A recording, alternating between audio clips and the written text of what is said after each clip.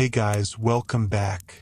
It's easy to imagine the Middle Ages as a world of castles, candles, and distant kings. But the most enduring medieval legacy might be something far less romantic: the emergency workaround. The kind of quick, practical fix people invent when the normal way of doing things collapses. And here's the twist: some of those short-term medieval fixes didn't stay temporary. They quietly became habits, institutions, and rules that still shape modern life. If you enjoy long, thoughtful history that connects the past to the everyday world around you, consider subscribing. A lot of regular listeners do, simply so they don't miss the next deep dive. And it genuinely helps more curious people find calm, educational documentaries like this one. To understand why emergency fixes mattered so much in medieval society, we need to picture a world where shocks were common and buffers were thin. Harvests could fail. Fires could erase a neighborhood overnight. A war, a trade disruption, a sudden outbreak of disease. Any of it could turn normal life into improvisation. And medieval communities, despite the stereotypes, were not helpless. They were inventive, rule-making, record-keeping, and, when they had to be, surprisingly modern in their reasoning. What makes the medieval period so fascinating is that the solutions weren't designed to be elegant. They were designed to work. And when a solution worked well enough, people repeated it. Then they wrote it down. Then they enforced it. That is how a workaround becomes tradition, and eventually a system. One of the most influential emergency fixes in European history begins as a blunt public health tool: quarantine. Medieval ports were the beating heart of commerce. Ships did not only carry spices, cloth, and grain. They also carried illness, sometimes silently. When plague waves struck in the 14th century, coastal cities faced a brutal practical question. How do you keep trade alive without importing catastrophe? The answer that emerged was not a perfect medical theory, but a workable policy: delay entry. Keep arriving crews and goods separated from the city long enough that obvious illness would declare itself. The practice was shaped by fear, yes, but also by observation and administration. You needed designated waiting areas, officials empowered to enforce rules, and written procedures that could be applied consistently. That scaffolding, inspection, isolation, documentation became a template for later public health. Even once the original crisis passed, the habit of managing risk at borders remained. Over time, it evolved into health certificates, port inspections, and the modern assumption that movement and safety can be governed together. Quarantine also pushed medieval governments toward something else that feels familiar: the idea that public welfare can justify temporary limits on individual movement. In a medieval town, that was never a comfortable concept. Travel was livelihood. Markets were survival.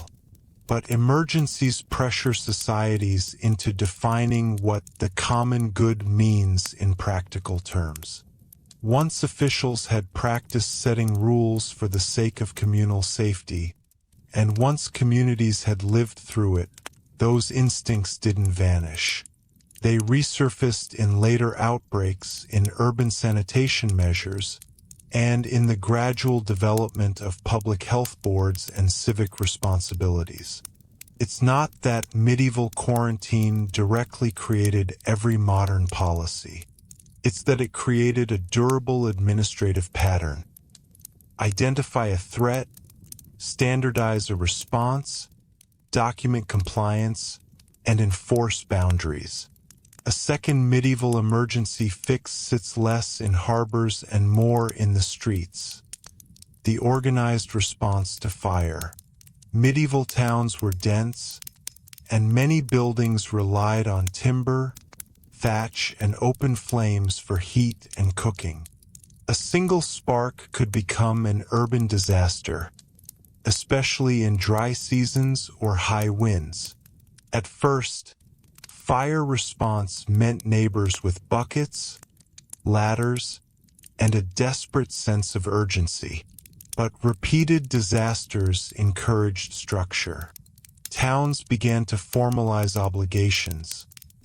Certain households keeping leather buckets, certain trades maintaining equipment, certain watchmen tasked with raising alarms. Curfews, night watches, and rules about storing flammable materials were not merely moral orders. They were emergency management.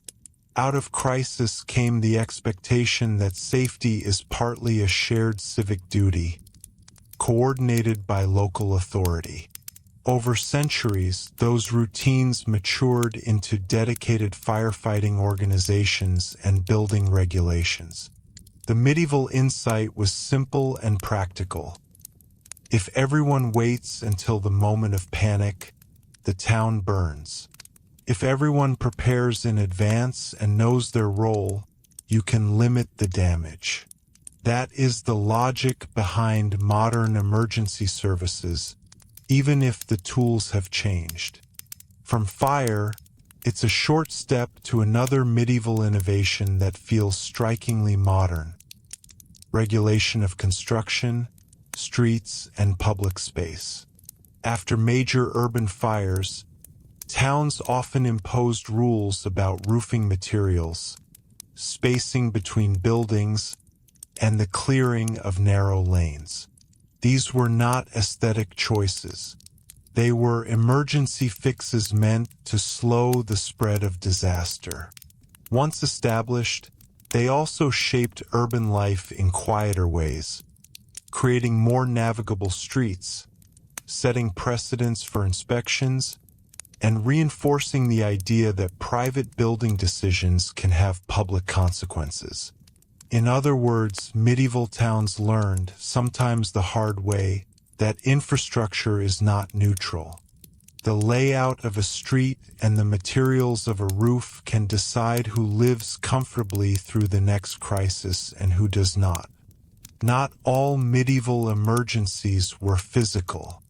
Some were financial, and their fixes left deep marks on how the modern world handles money. Imagine the medieval city facing sudden shortages, a harvest failure that doubles the price of grain, a disrupted trade route that starves the market of salt or cloth, a coin shortage that makes everyday exchange difficult. People still needed to buy and sell. Governments still needed revenue. In response, medieval authorities experimented with controls and substitutes. Standardized weights and measures enforced by officials, market rules designed to reduce fraud and panic pricing, and, critically, written records that could anchor trust when coin and memory were unreliable. Emergency conditions reward paperwork. Not because medieval people loved bureaucracy, but because a written tally survives disputes. It lets strangers do business. It helps authorities coordinate supply and taxation. The habit of record-keeping, receipts, tallies, sealed agreements, expands dramatically in societies that repeatedly face disruption. Over time, the emergency practice of write it down so we can prove it becomes the ordinary expectation of commerce. That brings us to one of the most quietly revolutionary medieval practices: the legal standardization of promises. In a world where courts were uneven, travel was slow, and communities were often small, trust was a fragile resource. When crises forced people to trade beyond their immediate circle, across regions, across languages, across political borders. Trust had to be manufactured. Medieval societies did this through charters, seals, witnesses, and formal contracts. These were not created as abstract philosophical achievements. They were practical solutions to the emergency of uncertainty. If a merchant could not rely on personal reputation, he could rely on a seal. If a town needed to borrow funds quickly, it could issue a written bond. If a ruler needed to secure loyalty or revenue in a moment of vulnerability, he could confirm rights in a charter rather than gamble on improvisation. The result, over the long run, is the growth of legal culture as infrastructure, rules and documents that allow cooperation among people who do not know each other. Modern legal and commercial systems are descendants of that same pressure. When emergencies break ordinary trust, societies build formal trust. Food emergencies also produced lasting habits. Medieval Europe endured recurring hunger, not constantly, but often enough that communities developed systems for coping. One of the most important was the storage and controlled distribution of grain. Towns and institutions learned to treat grain not only as a commodity but as a strategic reserve. In crisis years, authorities sometimes intervened to prevent hoarding, regulate market days, or import supplies. Again, these measures weren't born from theoretical economics. They were born from the simple fear of empty granaries. And yet, the long-term legacy is recognizable. The idea of a managed food supply, of reserves and regulated distribution, of the state having a role, however contested, in stabilizing essentials during shocks. Even modern debates about price controls and emergency rationing echo the medieval tension between free exchange and collective survival. And then there is disease again, not only as a medical event but as a social and administrative one. Large outbreaks did something profound to medieval record-keeping. Communities began counting. They tracked who was missing, which households were affected, which streets were quiet. In some places, this encouraged more regular civic documentation, lists of residents, obligations, taxes, and services. The motive was not curiosity. It was control and coordination. When labor became scarce, wages shifted. When clergy and officials died, vacancies created administrative stress. When burial practices were strained, towns had to organize space and procedure. Without lingering on unpleasant details, the key point is that crisis forced planning. Planning demanded information. Information demanded records. The medieval world, under pressure, learned to quantify itself in rough ways, and that impulse matured over centuries into the statistical instincts of modern governance. What ties all these medieval emergency fixes together is a pattern that Tier 1 audiences often find compelling for a simple reason. It makes history feel relevant without forcing it. The Middle Ages stop being a costume drama and become a workshop of survival. Quarantine, civic watches, fire rules, building standards, written contracts, market regulations, grain management, record keeping. None of these began as comfortable, stable traditions. They began as answers to the same timeless question. What do we do when the usual way fails? In the second half of this documentary, we'll follow that pattern into the institutions that outlived the crises that created them, how medieval improvisation helped shape the modern city, the modern economy, and even our expectations of what government is for in a moment of danger. Because the real medieval legacy isn't just what people built in stone. It's what they built in procedure, and how those procedures quietly became the way we do things. When we look more closely at medieval cities in the centuries after the worst waves of plague and fire, we begin to see something remarkable. The emergency measures did not simply fade away once the danger subsided. Instead, they settled into the background of everyday life. Officials who had once been appointed to manage a crisis found themselves with continuing responsibilities. Temporary rules were copied into permanent law codes. What began as improvisation hardened into expectation. Take the development of urban governance. In many European towns, councils expanded their authority during moments of instability. When trade was threatened, they regulated ports. When disease spread, they enforced isolation. When food grew scarce, they intervened in markets. At first, these actions were justified as necessary responses to extraordinary circumstances. But over time, the idea that local government had a duty to anticipate and manage risk became normal. Councils kept closer watch on sanitation, street cleaning, and waste disposal. Not because medieval people suddenly became obsessed with tidiness, but because they had learned that neglect carried consequences. The connection between environment and health was not scientifically precise by modern standards, yet it was practically understood. Clean water sources were protected. Butchers were restricted to certain areas. Tanners and other trades associated with strong smells were often pushed beyond central districts. These patterns of zoning and oversight were born from necessity. Today, the assumption that a city government oversees waste systems, water quality, and building safety feels obvious. In the medieval world, it was learned through hardship. Another emergency fix that became permanent was the institutionalization of charity and poor relief. Periods of famine, economic downturn, or disease created visible suffering.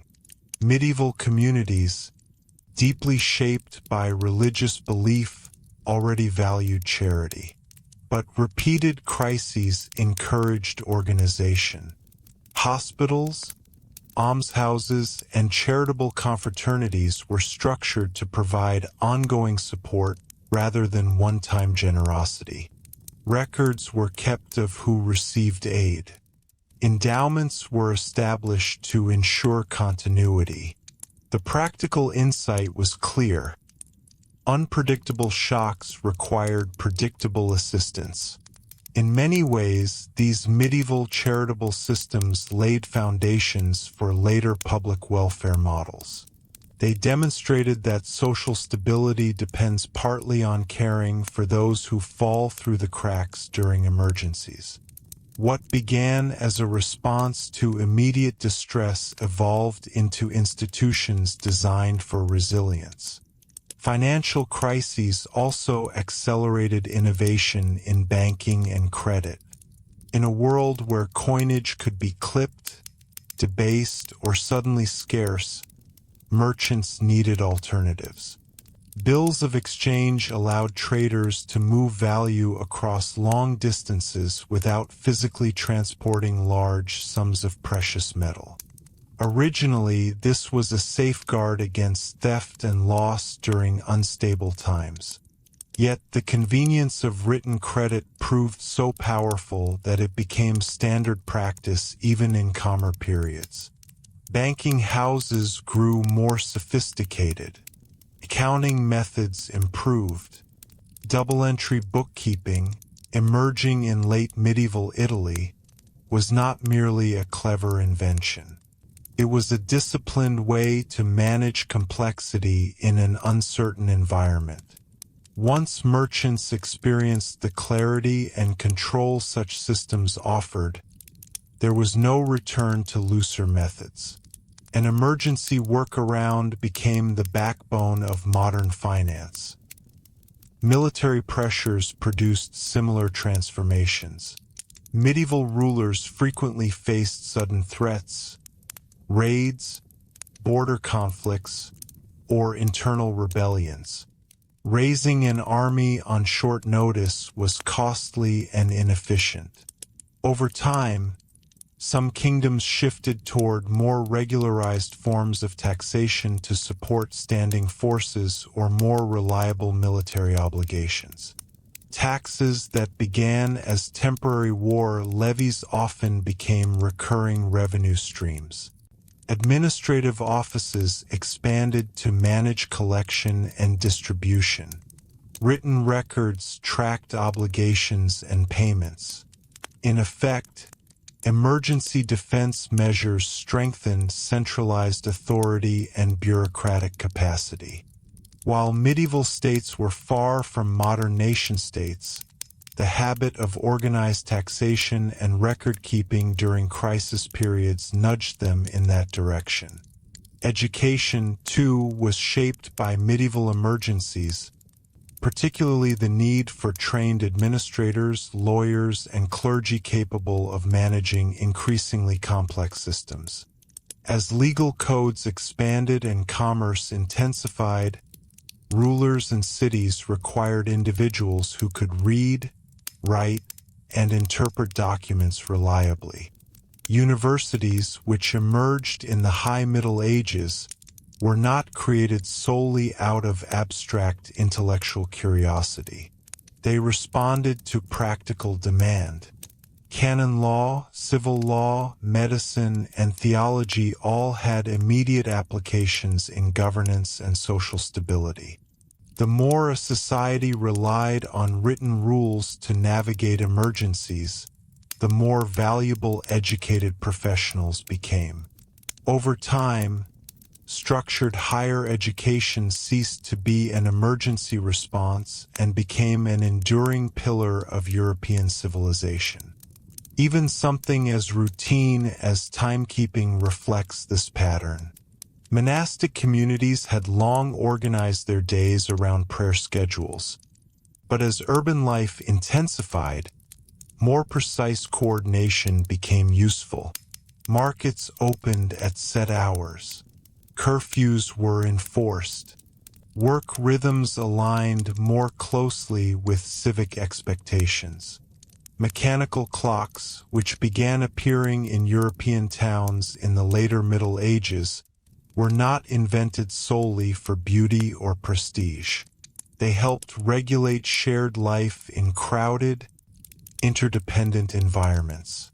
When crises required coordination, closing gates at night, sounding alarms, organizing labor, clear signals mattered. Once communities adapted to regulated time, it transformed economic and social behavior permanently.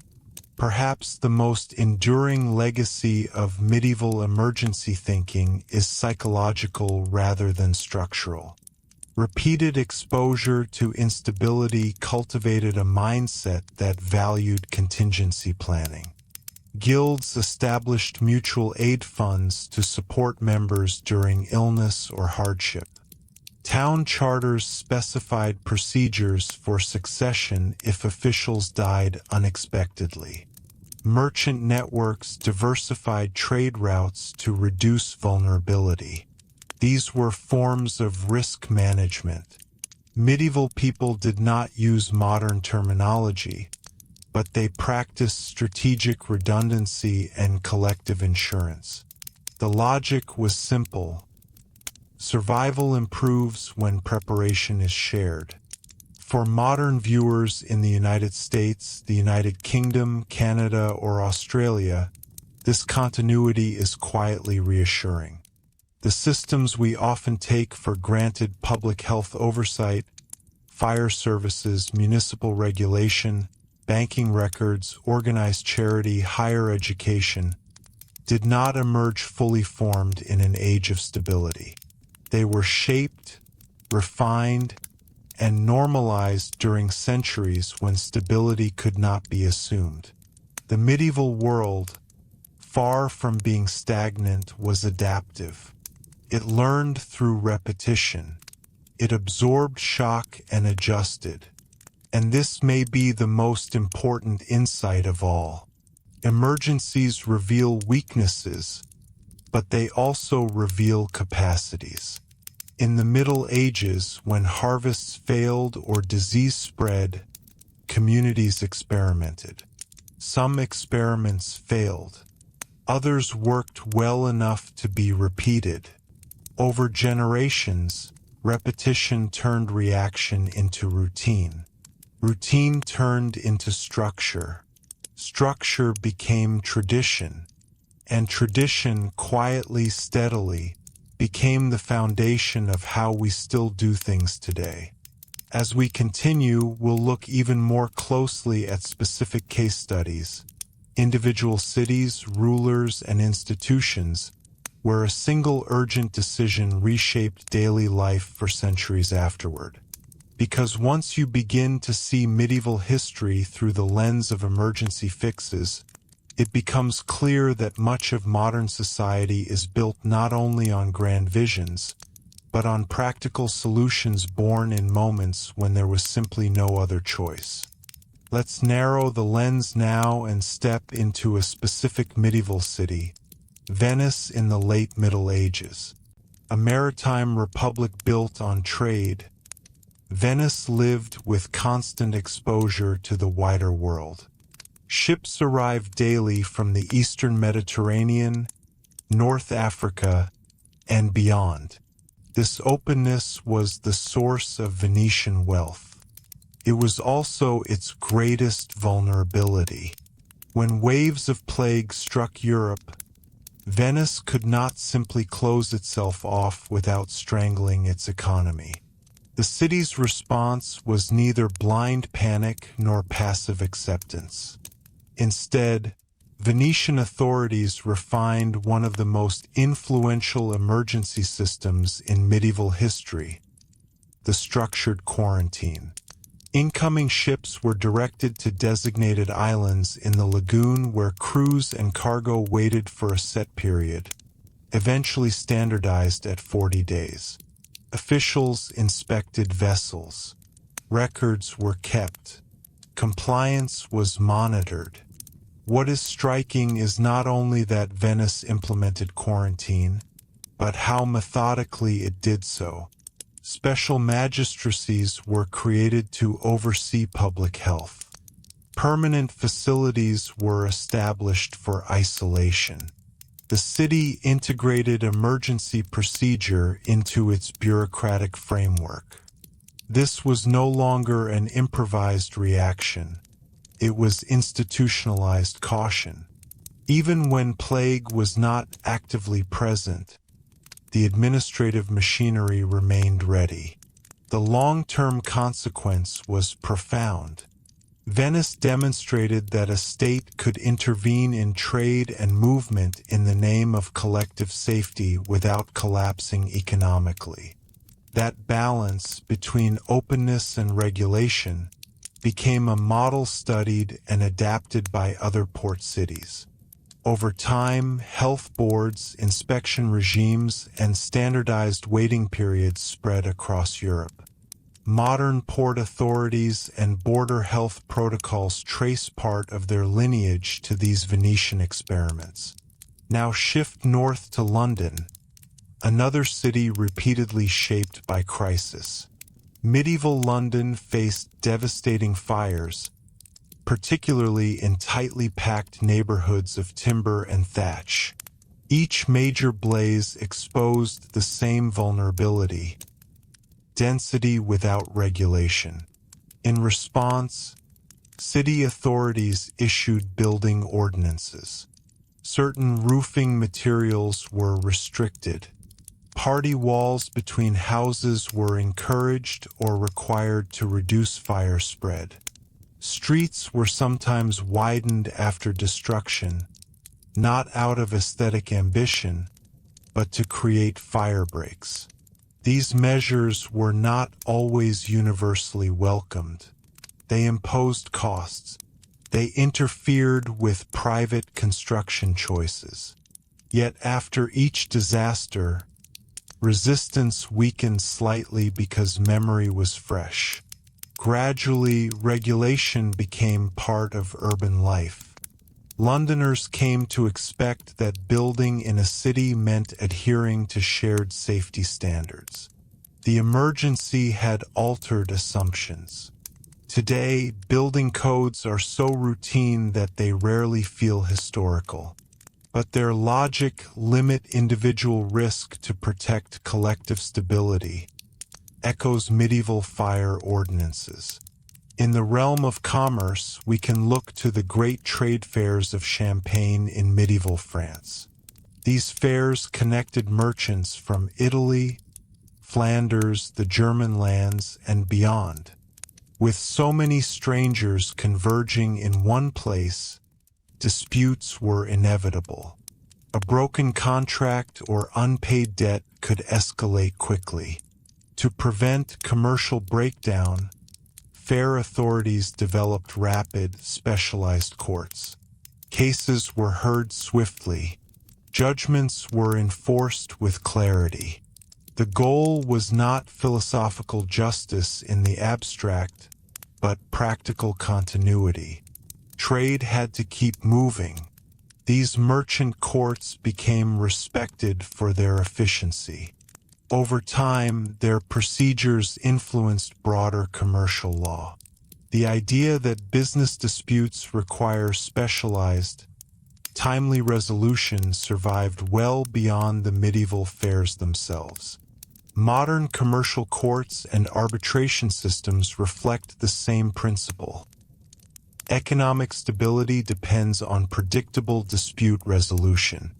In each of these cases, Venetian quarantine, London's fire regulations, Champagne's merchant courts, we see a similar pattern. A crisis exposes fragility. Authorities implement a focused solution. The solution proves useful beyond the original emergency. It becomes normalized, then formalized. Perhaps the most subtle transformation occurred in attitudes toward information. Medieval rulers increasingly understood that governing during crisis required knowledge about population, resources, and obligations. England's Doomsday Book, though earlier than many of the examples we've discussed, reflects this impulse vividly. Commissioned after the Norman conquest, it catalogued landholdings and assets across much of the kingdom. While not an emergency response in the narrow sense, it addressed the urgent need for administrative clarity in a newly conquered realm. Later medieval surveys and tax records continued this trend. Counting became power. This habit of documentation expanded in cities and kingdoms facing repeated shocks. Lists of taxpayers, inventories of supplies, rolls of eligible soldiers. These were tools of resilience. Once rulers possessed detailed information, it changed governance permanently. Data collection was no longer exceptional. It was expected. In our own time, national censuses and economic reports feel routine. In the medieval world, they were born from the recognition that uncertainty is easier to manage when it is measured. What emerges from these stories is not a narrative of medieval backwardness, but of adaptation. The people of the Middle Ages did not know they were laying groundwork for modern institutions. They were trying to survive the next fire, the next outbreak, the next financial shock. But survival strategies, when repeated and refined, as medieval emergency systems matured, they did more than protect cities, they reshaped political legitimacy. In a world without instant communication or standing bureaucracies in the modern sense, authority had to prove itself repeatedly. One of the clearest ways a ruler or council could justify power was by demonstrating competence during crisis. Consider how medieval monarchs responded to famine. Crop failures were not rare events.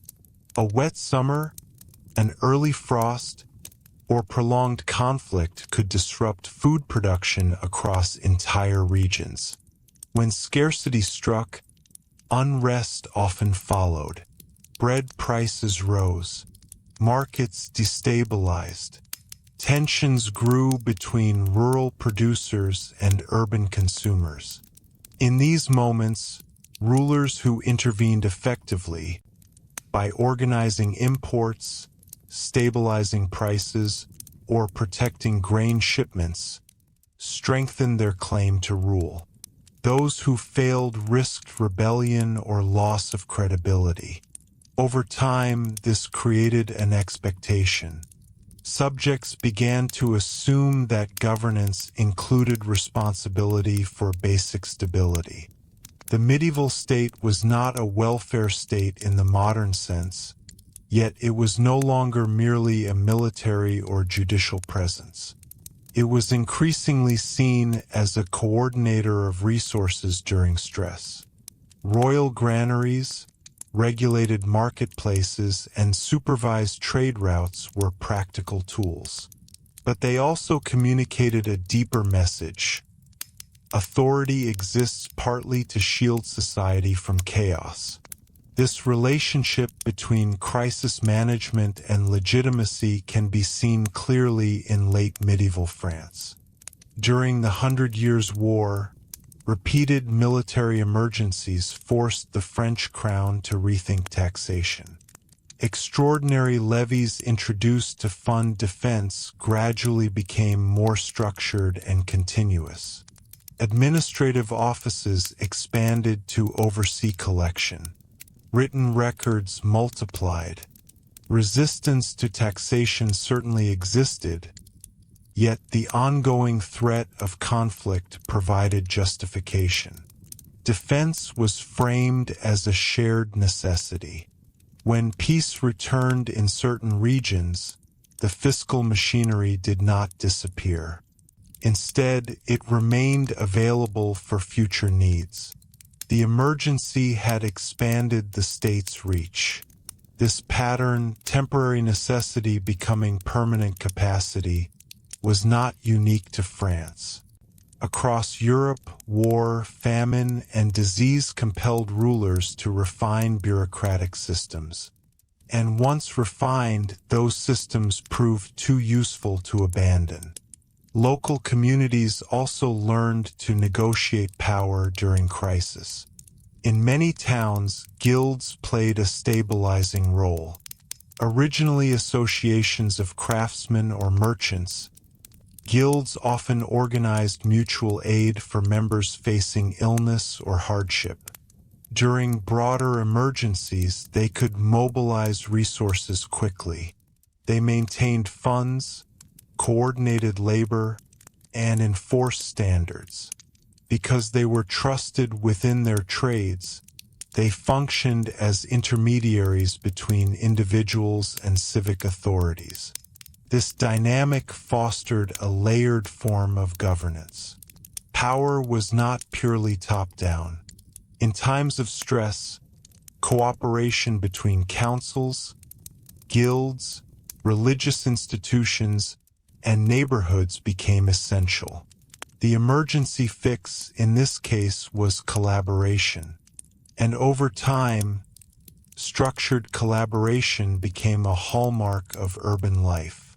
Even today, professional associations and local organizations frequently partner with government agencies during crises.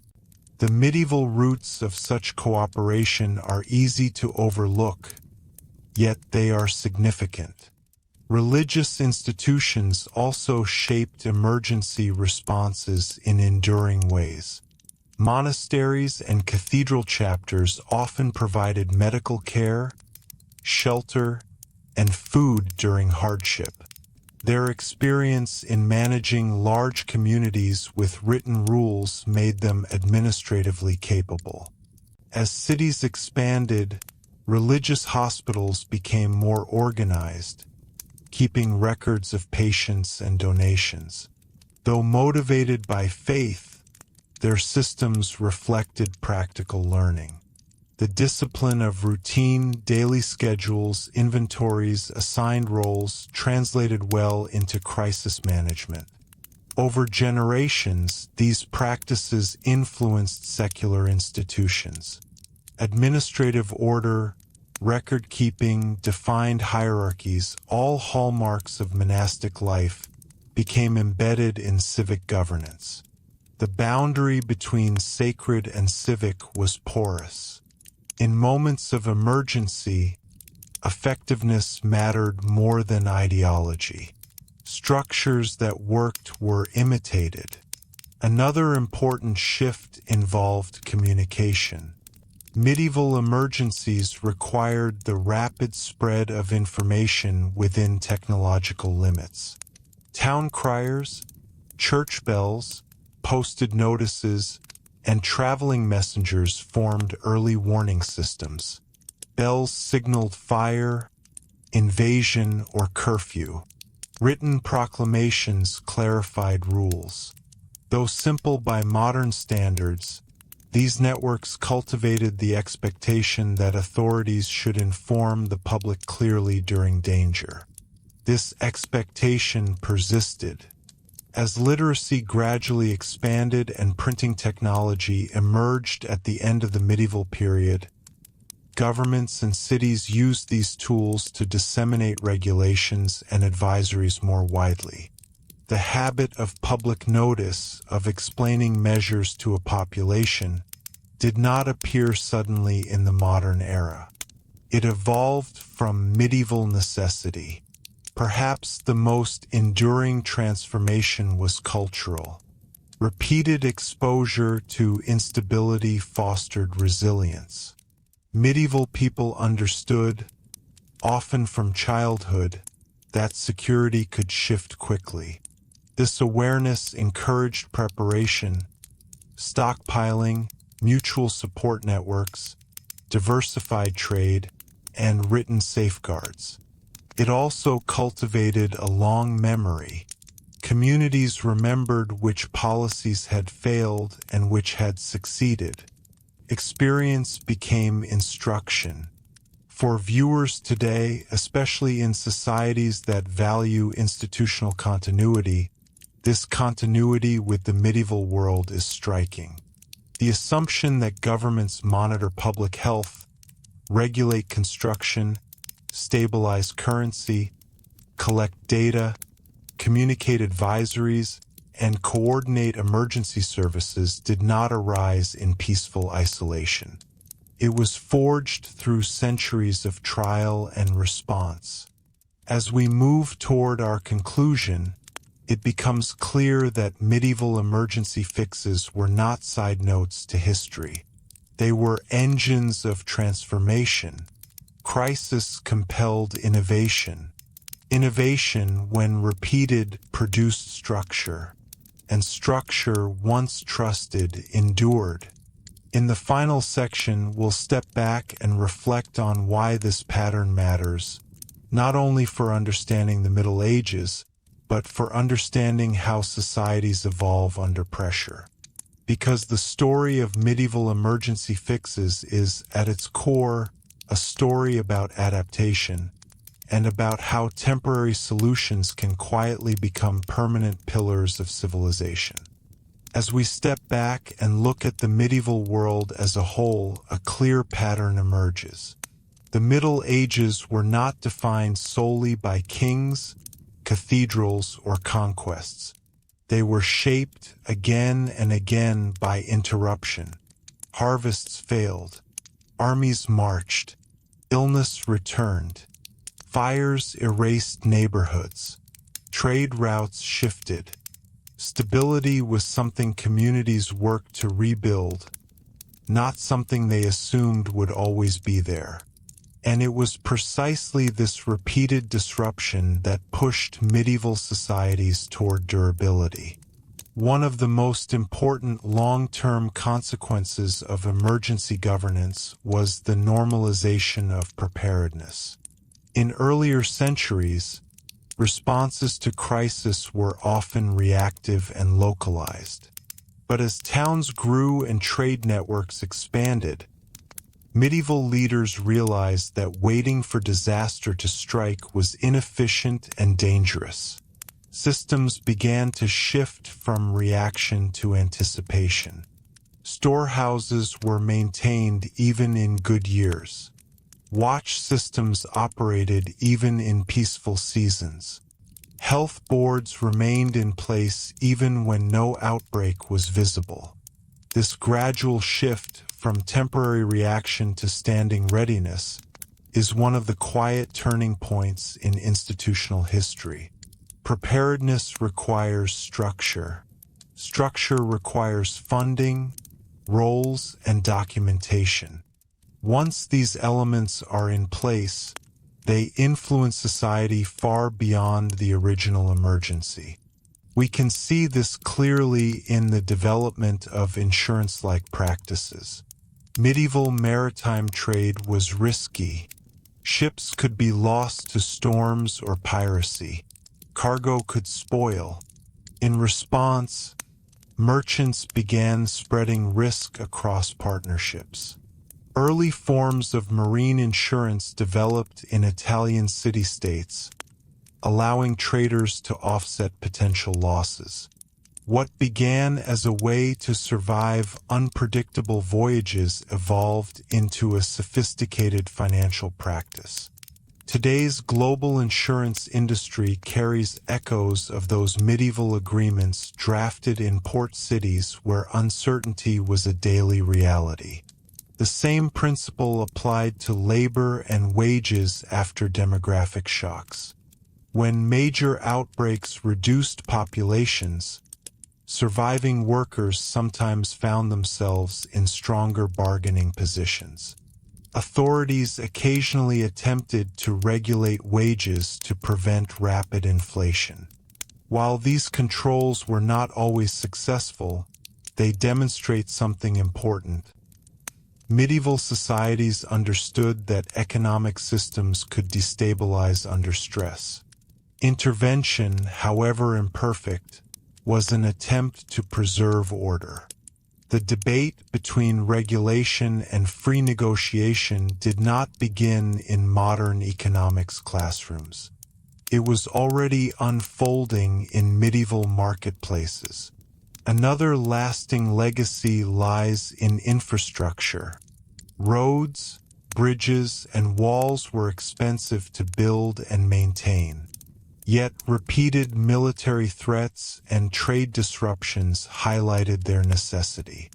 Toll systems were organized to fund repairs. Labor obligations were formalized. Written charters clarified who was responsible for upkeep. Infrastructure, once improved to address immediate needs, enhanced long-term connectivity and commerce. In this way, crisis investment created enduring economic benefit. Even the medieval legal mindset evolved under pressure. When disputes multiplied during unstable periods, customary practices were increasingly written down. Codification reduced ambiguity. Ambiguity during crisis can lead to conflict. Written law provided predictability. Over time, reliance on documented statutes rather than purely oral tradition became standard in many regions. The habit of recording rights, obligations, and procedures strengthened the rule of law. For modern audiences in countries shaped by constitutional systems, this development feels familiar. The expectation that rights and duties are written, accessible, and enforceable traces part of its heritage to medieval experiments in documentation during uncertain times. Perhaps what makes these medieval emergency fixes so compelling is that they were rarely visionary in tone. They were practical. No council member enforcing fire ordinances believed he was inventing the modern building code. No port official inspecting ships imagined shaping centuries of public health policy. These individuals were solving immediate problems with the tools available. Yet history has a way of preserving what works. Over generations, repetition turns necessity into habit. Habit becomes norm. Norm becomes institution. By the time later centuries inherited these systems, their emergency origins were often forgotten.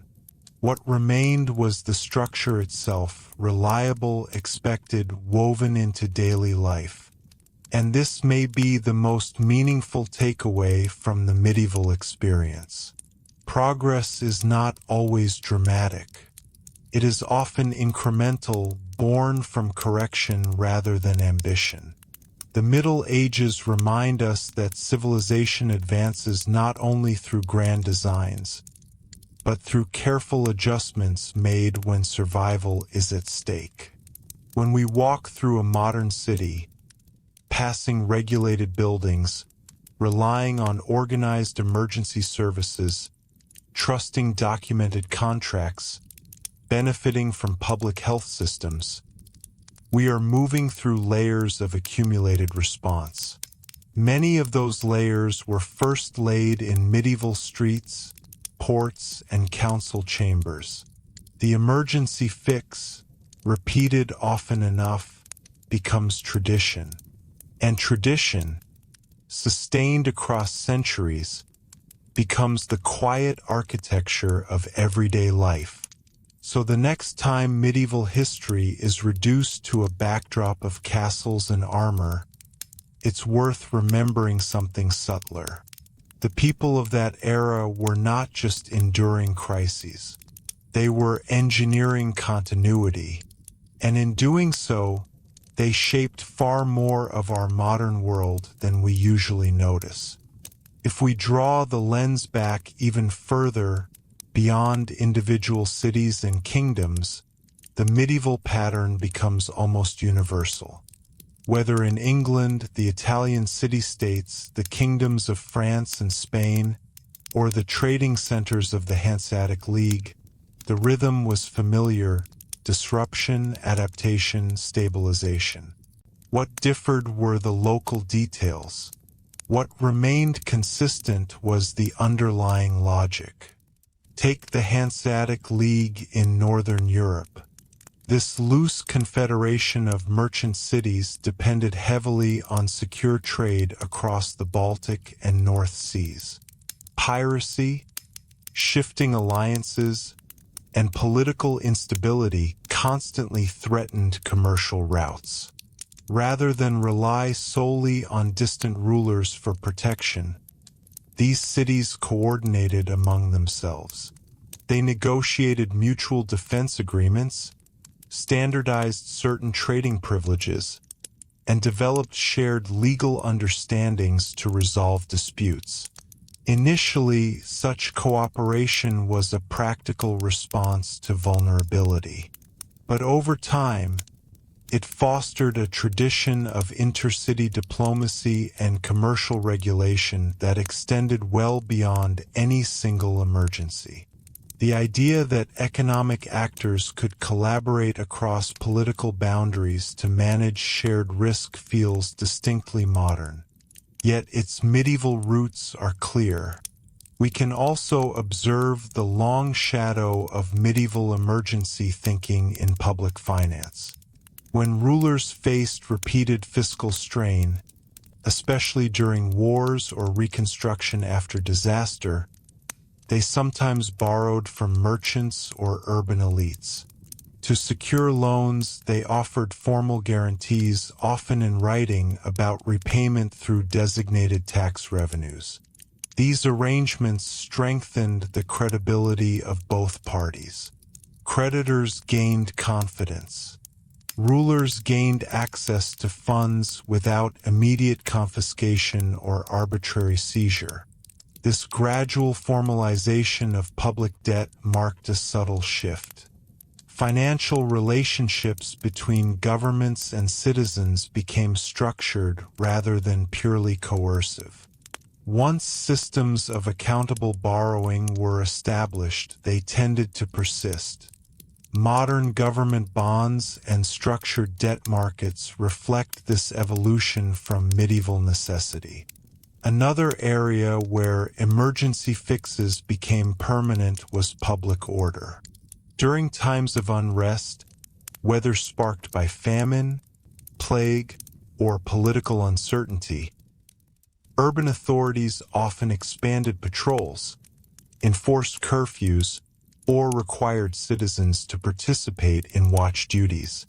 While these measures addressed immediate fears, they also contributed to the normalization of organized policing. Over centuries, temporary watch systems evolved into more professionalized forces. What is important to recognize is that medieval people were not inventing modernity consciously. They were navigating fragility. Their solutions were shaped by limited technology, strong religious frameworks, and deeply local identities. Yet the structural outcomes, coordination, documentation, shared responsibility, transcended those constraints. Even communication networks, primitive by today's standards, improved under pressure. Rulers refined messenger routes. Towns developed more consistent signaling systems using bells or flags. Trade centers established predictable schedules and courier arrangements. In times of emergency, reliable information could mean survival. Once established, these channels enhanced everyday governance as well. Perhaps the deepest legacy of all lies in the medieval understanding of community. Crisis revealed interdependence. A fire in one district threatened the entire town. An outbreak in one port endangered regional trade. Scarcity in rural areas destabilized cities. Over time, this awareness reinforced the idea that private actions carry public consequences. Regulation was not merely about control. It was about shared survival. Modern societies, particularly in the United States, the United Kingdom, Canada, and Australia, often debate the balance between individual freedom and collective safety. That conversation is not new. Medieval communities wrestled with similar tensions, albeit in different language. When authorities restricted market practices during famine or enforced quarantine during plague, they were weighing personal liberty against communal risk. The fact that many of these measures endured suggests that communities recognized their value, even when inconvenient. Repetition built trust. Trust built legitimacy. In the end, medieval emergency fixes teach a quiet lesson about institutional evolution. Durable systems rarely emerge fully formed. They are tested in adversity. They are adjusted in response to failure. They are refined when they succeed. And once they demonstrate reliability, they become woven into expectation. The Middle Ages were not a pause between ancient and modern worlds. They were a laboratory of resilience. From quarantine to building codes, from merchant courts to municipal watches, from written contracts to coordinated trade leagues, the structures that stabilized medieval life became the scaffolding of modern society. What began as survival became standard practice. and standard practice repeated across centuries became the world we now recognize as ordinary. That is the quiet power of medieval emergency fixes. They remind us that history's most lasting innovations are often born not from comfort, but from necessity. As we bring this journey to a close, it's worth reflecting on why medieval emergency fixes resonate so strongly today. For many people, the Middle Ages can feel distant, defined by stone walls, handwritten manuscripts, and a pace of life far removed from our own. Yet when we shift the focus from spectacle to structure, the distance narrows. At its core, medieval society was constantly negotiating uncertainty. There were no centralized disaster agencies, no instant communication networks, no advanced medical systems. And yet, communities repeatedly confronted disruption with organization rather than surrender. They experimented. They formalized what worked. They preserved procedures that reduced risk. That steady accumulation of practical knowledge is one of the era's greatest achievements. Consider again the simple act of writing things down. In times of crisis, memory is unreliable and rumor spreads quickly. Medieval administrators learned that documentation stabilized relationships. Written contracts reduced disputes. Recorded tax rolls clarified obligations. Health ordinances provided consistent enforcement. Once people experienced the benefits of reliable records, the habit persisted. Today, documentation underpins nearly every aspect of civic life, from property ownership to public health reporting. The medieval emergency response helped normalize the written rule as a foundation of trust. Or think about urban planning. After repeated fires or outbreaks, towns recognized patterns. Narrow lanes trapped smoke and flames. Contaminated wells spread illness. Crowded districts amplified vulnerability. Gradually, rebuilding incorporated lessons. Space, ventilation, and oversight became part of design. These changes were incremental and imperfect, but they marked a growing awareness that environment shapes safety. Modern zoning laws and health inspections may seem products of recent centuries, yet their logic traces back to medieval trial and error. Even the expectation of coordinated response, of officials stepping forward during danger, has medieval roots. Whether organizing grain imports, enforcing quarantine, or calling citizens to fire watch, authorities were judged by their ability to act under pressure. Over time, this shaped political culture. Governance was not merely symbolic. It was practical. Competence in crisis became a measure of legitimacy. What makes this story particularly compelling for contemporary audiences is its familiarity. We live in an age that also grapples with uncertainty, economic shifts, public health concerns, environmental challenges. The medieval experience reminds us that resilience is cumulative. It is built slowly, often invisibly, through adaptation. Importantly, not every medieval solution was ideal. Some measures were unevenly enforced. Others imposed burdens that sparked resistance. History does not present a flawless blueprint, but it does show a pattern. Societies learn through repetition. When a response proves effective, it spreads. When it fails, it is modified or abandoned. By the close of the medieval period, Europe was dotted with institutions that had been shaped by centuries of emergency thinking. Health boards, merchant courts, tax administrations, guild networks, universities, regulated marketplaces, documented laws. None of these appeared overnight. They were forged in moments when improvisation was unavoidable. And perhaps that is the most enduring insight. Stability is rarely the starting point of progress. More often, it is the outcome of careful repair.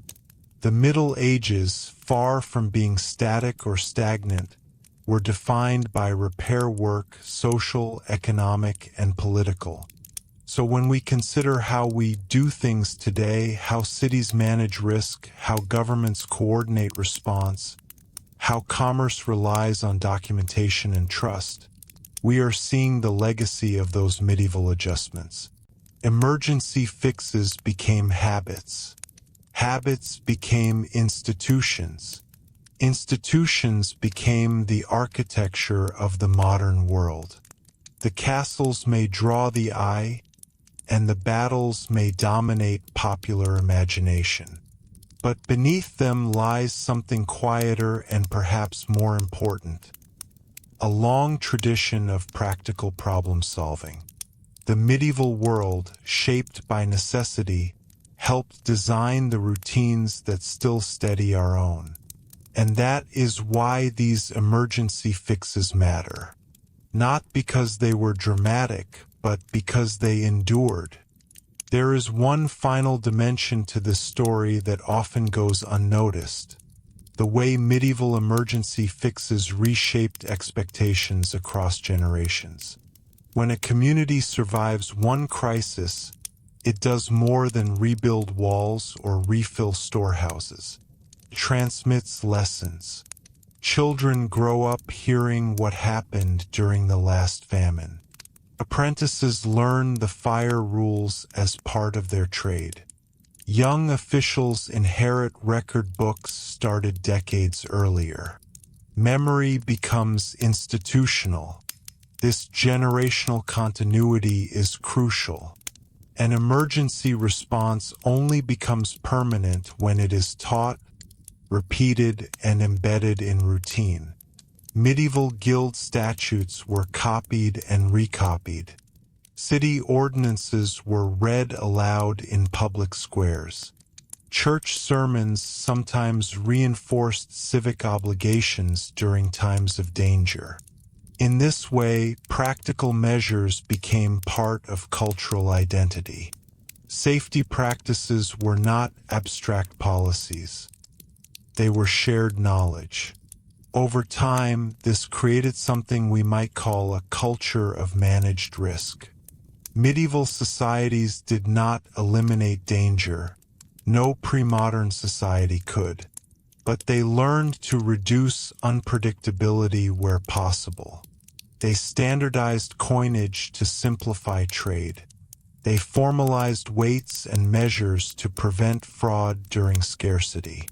They established predictable market days and toll systems to regulate movement. Each of these adjustments addressed a specific vulnerability. Together, they made daily life more reliable. It is also worth recognizing that medieval emergency thinking encouraged innovation without requiring radical change all at once.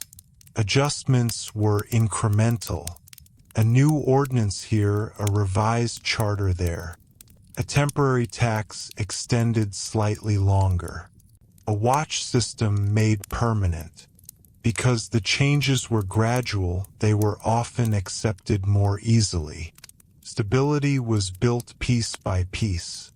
For viewers today, especially in countries with long institutional histories, this gradualism feels familiar. Our systems, legal, financial, civic, are layered.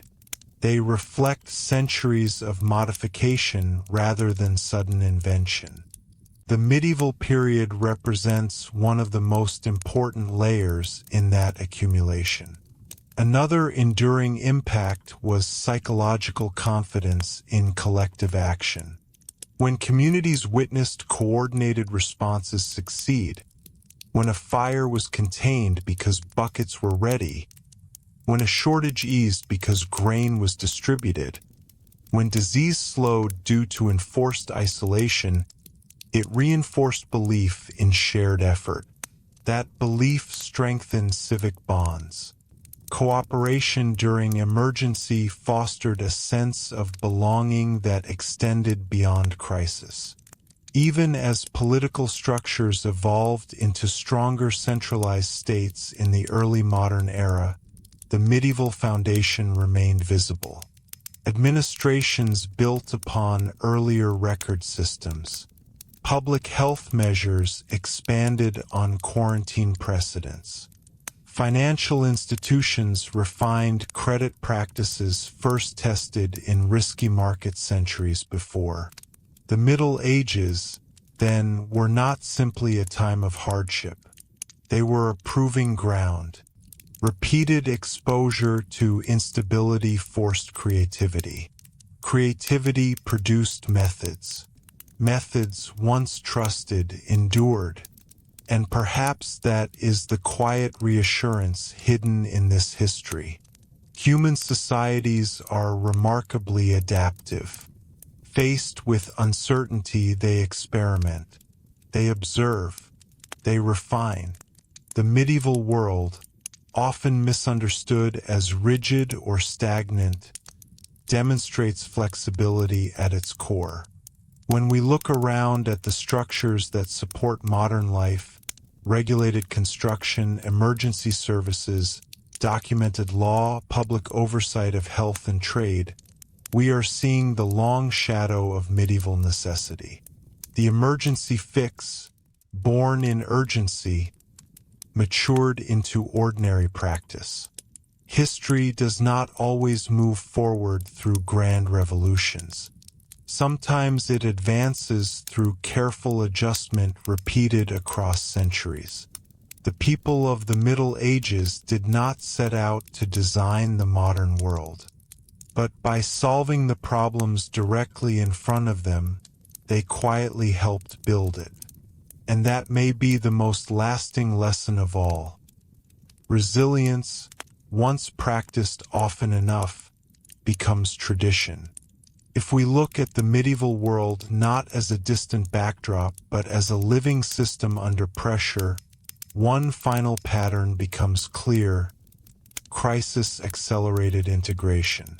Emergencies forced scattered communities, institutions, and authorities to coordinate more tightly than they otherwise might have. In doing so, they slowly stitched together more coherent societies. In early medieval Europe, power was often highly localized. Lords governed estates. Town councils managed markets. Monasteries oversaw their lands. But repeated disruptions, war, famine, epidemic, revealed the limits of isolation. A shortage in one region could ripple outward. A conflict along a trade route could affect cities hundreds of miles away.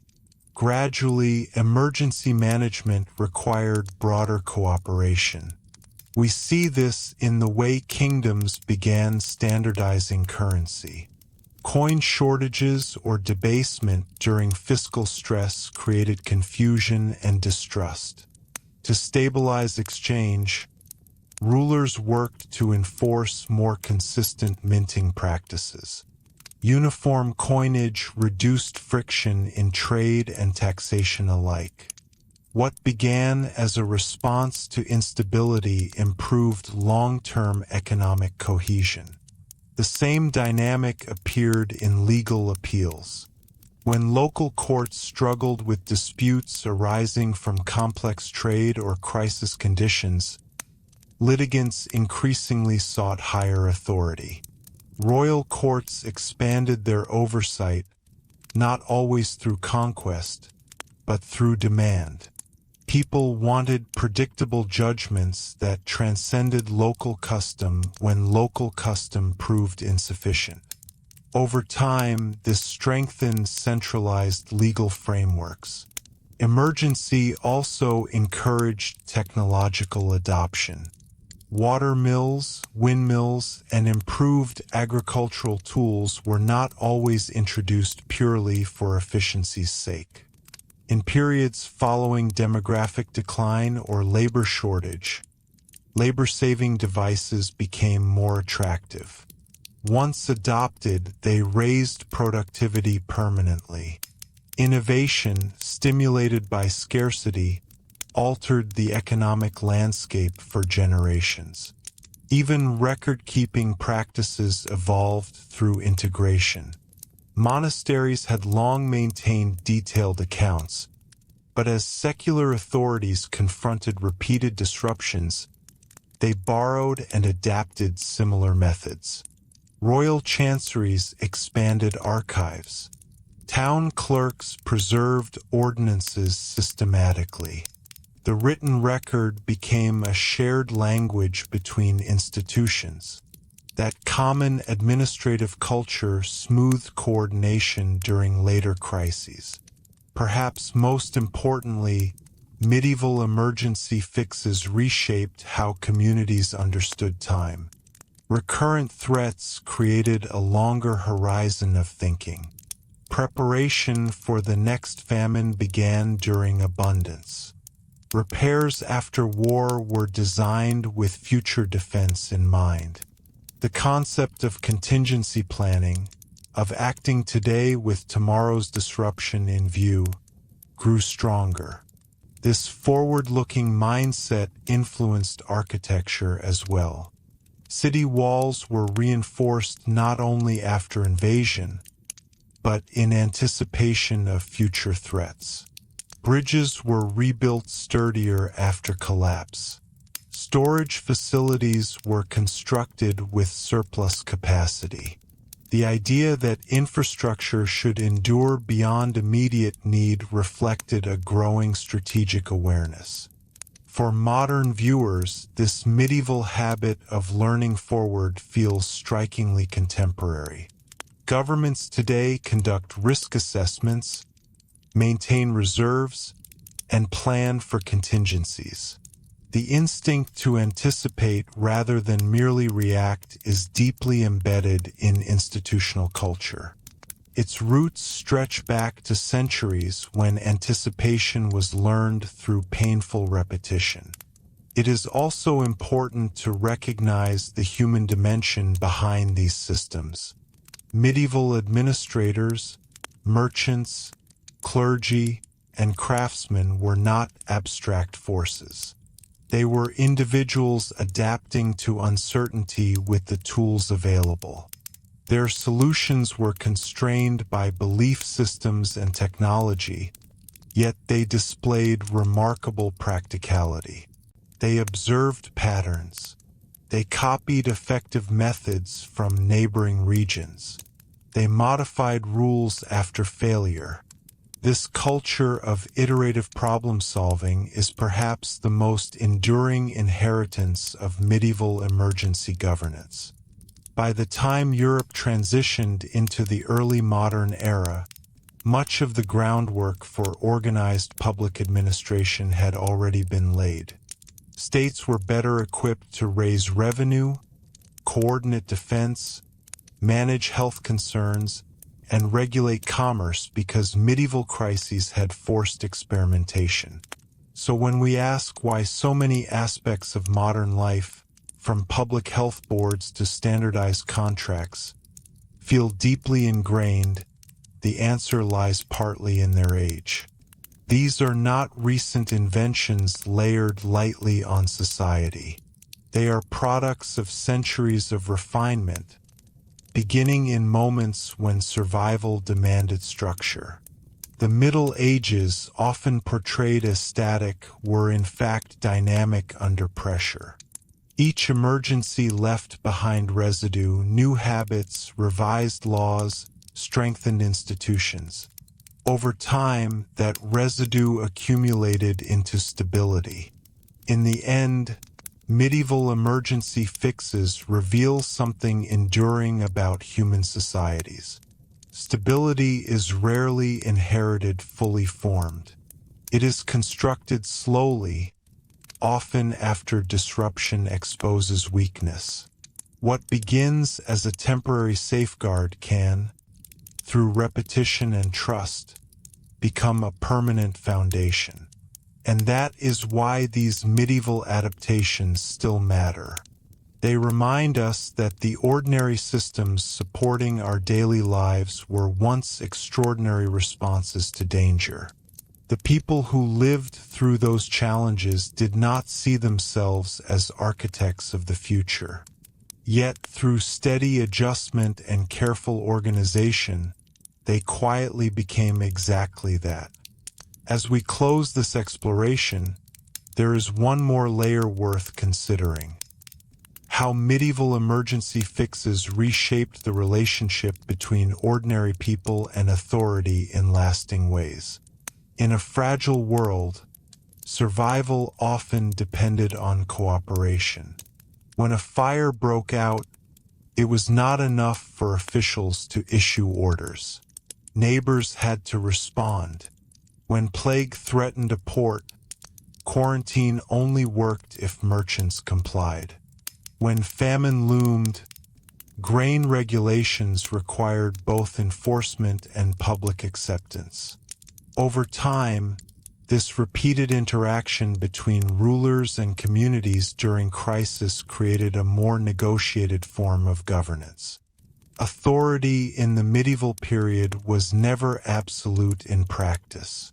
Even powerful kings depended on local elites, guild leaders, clergy, and town councils to carry out emergency measures. That interdependence encouraged consultation. Town charters were confirmed. Privileges were negotiated. Oaths were exchanged. In moments of vulnerability, rulers often conceded rights to secure loyalty or cooperation.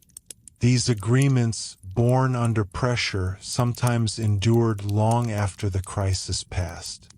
The Magna Carta in 1215, for example, emerged from a conflict between King John of England and his barons during a period of military and financial strain.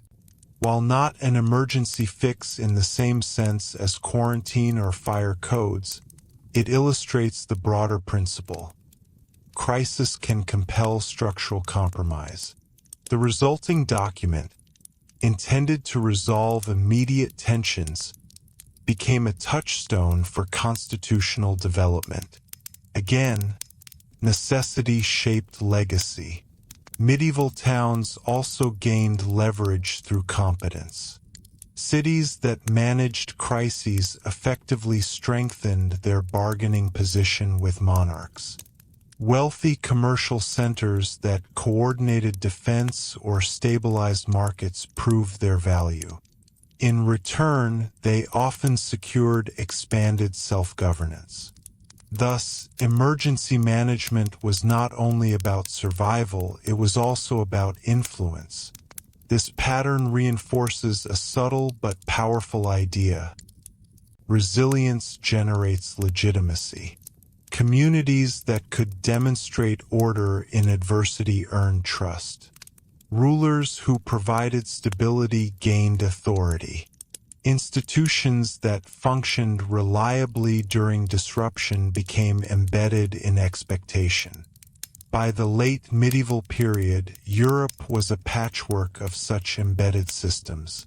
Municipal councils with defined powers.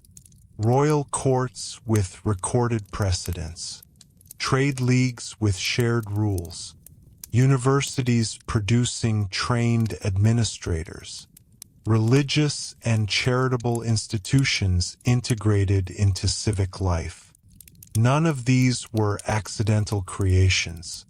They were the cumulative result of adaptation. It is also worth noting that medieval emergency thinking fostered humility about permanence. Cathedrals and castles were built to endure, yet their builders knew that destruction was possible. This awareness influenced architecture, law, and custom. Redundancy, multiple wells, backup granaries, layered defenses, was a rational response to uncertainty. In modern societies, redundancy remains central to infrastructure planning. Backup power grids, reserve funds, diversified supply chains all reflect the same underlying principle. Medieval communities, without the language of systems theory, practiced it intuitively. For audiences today, particularly in stable democracies, it can be easy to view institutions as static fixtures. But history reminds us that institutions are living constructs. They evolve in response to stress. They are tested by failure. They are strengthened by repetition. The Middle Ages offer a powerful case study in this process. Far from being an age defined solely by limitation, it was an era of cumulative learning. Emergency fixes, practical, sometimes imperfect, became the scaffolding of order. And perhaps that is the quiet comfort within this history. Societies have faced instability before. They have confronted uncertainty without modern technology or communication. Through observation, cooperation, and persistence, they built structures that endured. The routines that steady modern life, regulated cities, documented law, organized public health, coordinated trade, did not emerge in comfort. They were forged in response to vulnerability. The medieval world, shaped by necessity, helped design the durable patterns we now call normal. So when we think of the Middle Ages, it may be worth shifting our image slightly. Beyond the stone fortresses and illuminated manuscripts lies something subtler and just as significant. A civilization learning, again and again, how to respond to disruption. The emergency fix was never meant to last forever. And yet, through trust and repetition, many of them did. That is the enduring legacy of medieval resilience, proof that even temporary solutions, when carefully refined, can become permanent pillars of society. Before we finally step away from the medieval world, it's worth lingering on one last idea: scale. Many emergency fixes began small, one port, one town, one guild, but their logic proved portable. And portability is what allowed medieval solutions to shape entire regions over time. When Venice refined quarantine, other ports observed. When London experimented with fire ordinances, other cities facing similar risks adopted comparable rules. When Italian merchants developed reliable credit instruments, northern traders adapted them for their own markets. Medieval Europe was not isolated. It was connected by pilgrimage routes, trade corridors, diplomatic marriages, and correspondence. Practical knowledge traveled along those same paths. What spread was not just policy but mindset, a recognition that uncertainty could be managed through procedure, a belief that written rules could reduce conflict, an understanding that shared standards, whether in weights, measures, or coinage, lowered risk. These were quiet revolutions of habit. One powerful example of this diffusion is the spread of municipal charters. As towns grew in economic importance, many negotiated written agreements defining rights and responsibilities. These charters often included provisions shaped by earlier crises. Rules for market supervision, obligations for wall maintenance, protocols for dispute resolution. Once codified, they became templates. New towns borrowed language from older ones. Stability, in effect, was copied. The same occurred in maritime law. Ports facing disputes over cargo damage, shipwreck, or piracy needed predictable frameworks. Over time, collections of maritime customs were written down and circulated. These codes, grounded in experience, allowed merchants from different regions to transact with greater confidence. Trade expanded not because danger vanished, but because danger became manageable. It is also important to recognize how medieval emergency practices shaped expectations of fairness.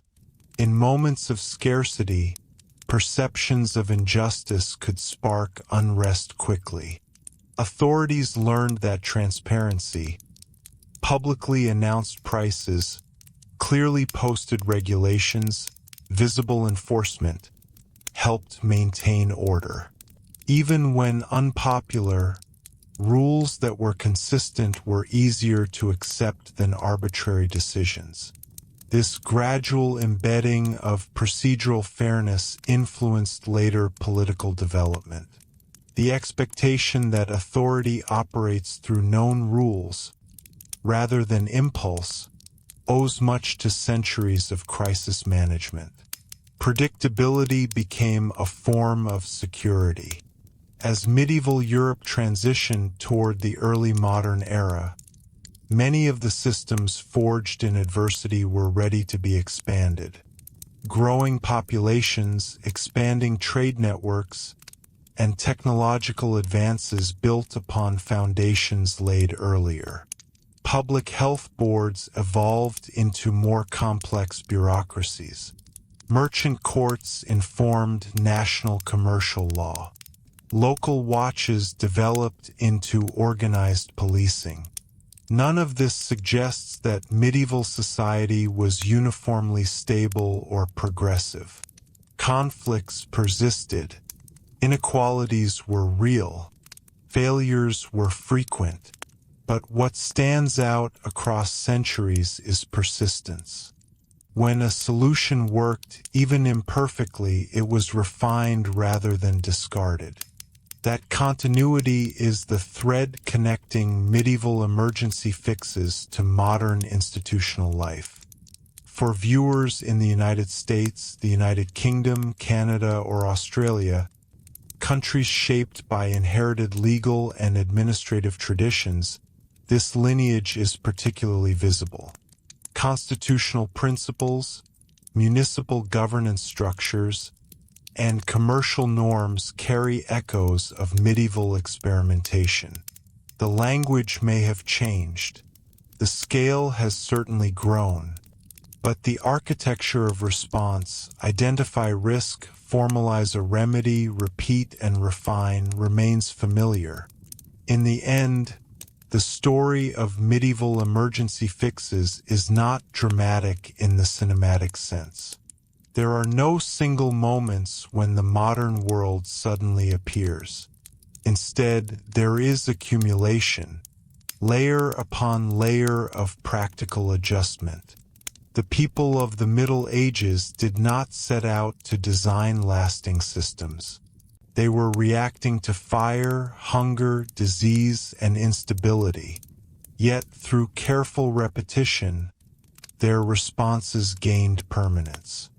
And perhaps that is the most enduring lesson of all.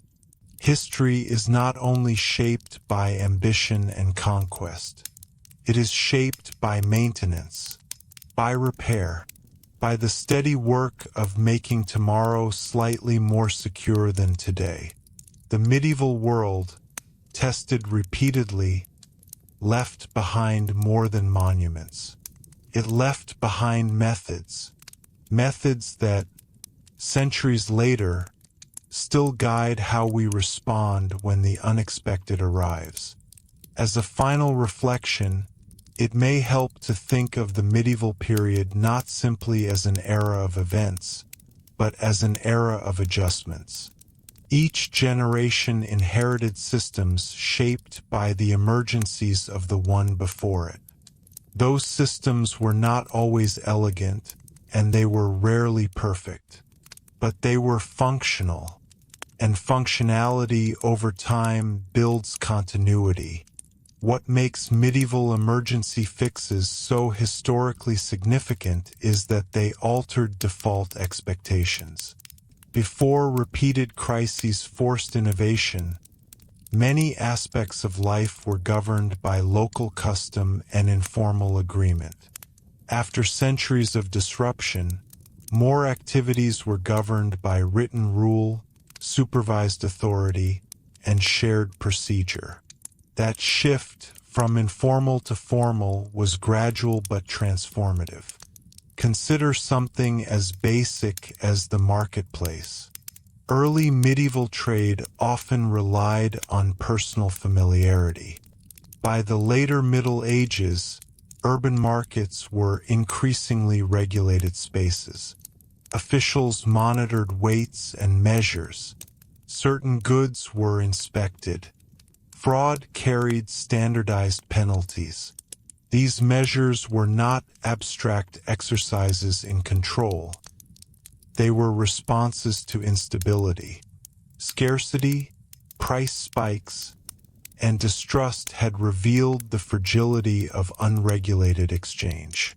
Over time, regulation became synonymous with reliability. Or take urban sanitation. Medieval understandings of disease were limited, yet observation taught clear lessons. Stagnant waste correlated with illness. Contaminated water sources led to outbreaks. Gradually, ordinances addressed refuse disposal, animal slaughter, and water access. Even when explanations were framed through religious or humoral theories, the practical outcomes mattered. Cities that managed waste more effectively tended to fare better, and so the rules endured. In rural society, too, crisis reshaped habit. Open field systems were adjusted after labor shortages. Tenurial agreements were renegotiated when demographic change altered bargaining power. Lords and peasants alike discovered that rigid arrangements could fracture under pressure. Flexibility, sometimes reluctant, became part of survival. Another subtle transformation involved communication between regions. As news of successful emergency responses traveled, imitation followed. A port that saw reduced contagion through quarantine encouraged others to adopt similar waiting periods. A city that prevented famine through coordinated import policies became a model. Over time, best practices spread, even without centralized oversight. Medieval Europe functioned as a network of observers as much as actors. For modern audiences accustomed to global information exchange, it can be easy to underestimate how significant this diffusion was. Without printing presses in the early centuries, without rapid travel, ideas still moved, carried by merchants, clergy, diplomats, and scholars. The transmission was slower, but it was persistent. Perhaps most importantly, medieval emergency fixes fostered a culture that valued resilience over perfection. Solutions did not need to be flawless. They needed to reduce harm. This pragmatic mindset allowed societies to evolve steadily. Each crisis left behind incremental improvement. When we look at contemporary systems, public health infrastructure, regulatory agencies, municipal services, we often focus on their present complexity. But beneath that complexity lies a long history of refinement. Medieval responses to plague, fire, famine, and financial instability formed early layers of institutional thinking. Later centuries built upon them, expanded them, professionalized them. The Middle Ages, then, were not merely a bridge between ancient and modern worlds. They were a workshop, a period in which communities, repeatedly tested, learned how to stabilize themselves through procedure and cooperation. And that may be the quiet reassurance within this history. Human societies have faced uncertainty before. They have confronted disruption without modern science or technology. Through observation, shared effort, and documentation, they created structures that endured. The emergency fix, repeated often enough, becomes tradition. Tradition, refined across generations, becomes institution. And institution becomes the steady framework within which ordinary life unfolds. So when we think of medieval history, it may be worth remembering not only the castles and chronicles, but the ordinances and ledgers. Not only the battles, but the rebuilding. Because in those practical responses to crisis, the foundations of our own everyday systems were laid. That is the enduring legacy of medieval emergency fixes. Proof that stability is often the product of adaptation, and that even in uncertain times, careful organization can shape centuries to come. If we allow ourselves one last wide view of the medieval landscape, stretching from the Atlantic coasts to the Baltic ports, from English market towns to the Italian republics, a quiet truth becomes visible. The Middle Ages were not held together by certainty. They were held together by adjustment. Every generation faced disruption that felt immediate and overwhelming. A failed harvest was not an abstract statistic. It was empty bread ovens. A fire was not a headline. It was a street reduced to ash. An outbreak was not a distant warning. It was the absence of familiar faces. In those moments, solutions had to be practical. They had to be enforceable. And above all, they had to restore enough stability for life to continue. What is remarkable is how often those solutions outlived the crises that produced them. Over time, medieval societies began to expect structure where once there had been improvisation. Ports expected inspection protocols. Towns expected organized watches. Merchants expected written contracts. Rulers expected documented revenue streams. Communities expected some form of coordinated response when scarcity or illness appeared. Expectation is powerful. Once people grow accustomed to a system that reduces uncertainty, they resist returning to looser arrangements. This is how emergency measures become normal governance. We can see this most clearly in the gradual professionalization of roles. A temporary health inspector becomes a standing office. A wartime tax collector becomes part of a permanent treasury. A volunteer night watch evolves into a more regular civic guard. The logic is simple. If a role proved useful once, it will likely be useful again. The medieval period did not invent bureaucracy in the modern sense, but it undeniably expanded administrative habits. Written communication increased. Seals authenticated documents. Archives preserved precedent. Accountability, however imperfect, grew stronger through record-keeping. These practices reduced ambiguity. And in times of stress, Reduced ambiguity is a form of security. Even social trust was reshaped. In small, early medieval communities, trust often rested on personal familiarity. But as towns expanded and trade networks widened, strangers interacted more frequently. Crisis intensified the need for predictable behavior among people who did not know one another. Standardized rules, visible enforcement, and shared customs replaced purely personal trust. That shift carries forward into modern life. Much of our daily interaction, banking, property ownership, public health compliance, relies on institutional trust rather than personal acquaintance. Medieval emergency responses helped normalize that transition. Another lasting effect was the refinement of balance between authority and liberty. Medieval communities were not passive recipients of regulation. They negotiated. They resisted excessive burdens. They demanded charters and privileges. In times of crisis, rulers often justified expanded powers as temporary necessities.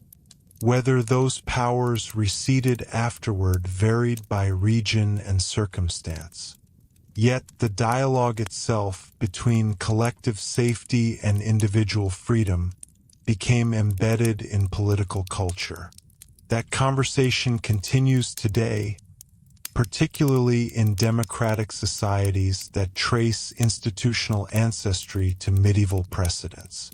Perhaps what stands out most is that medieval emergency fixes were rarely designed with permanence in mind. They were immediate answers to urgent problems. But human societies are conservative in one specific sense. They keep what works. Once a practice demonstrates reliability, it becomes part of routine. Routine builds habit. Habit builds tradition. By the end of the medieval era, Europe possessed a dense web of such traditions.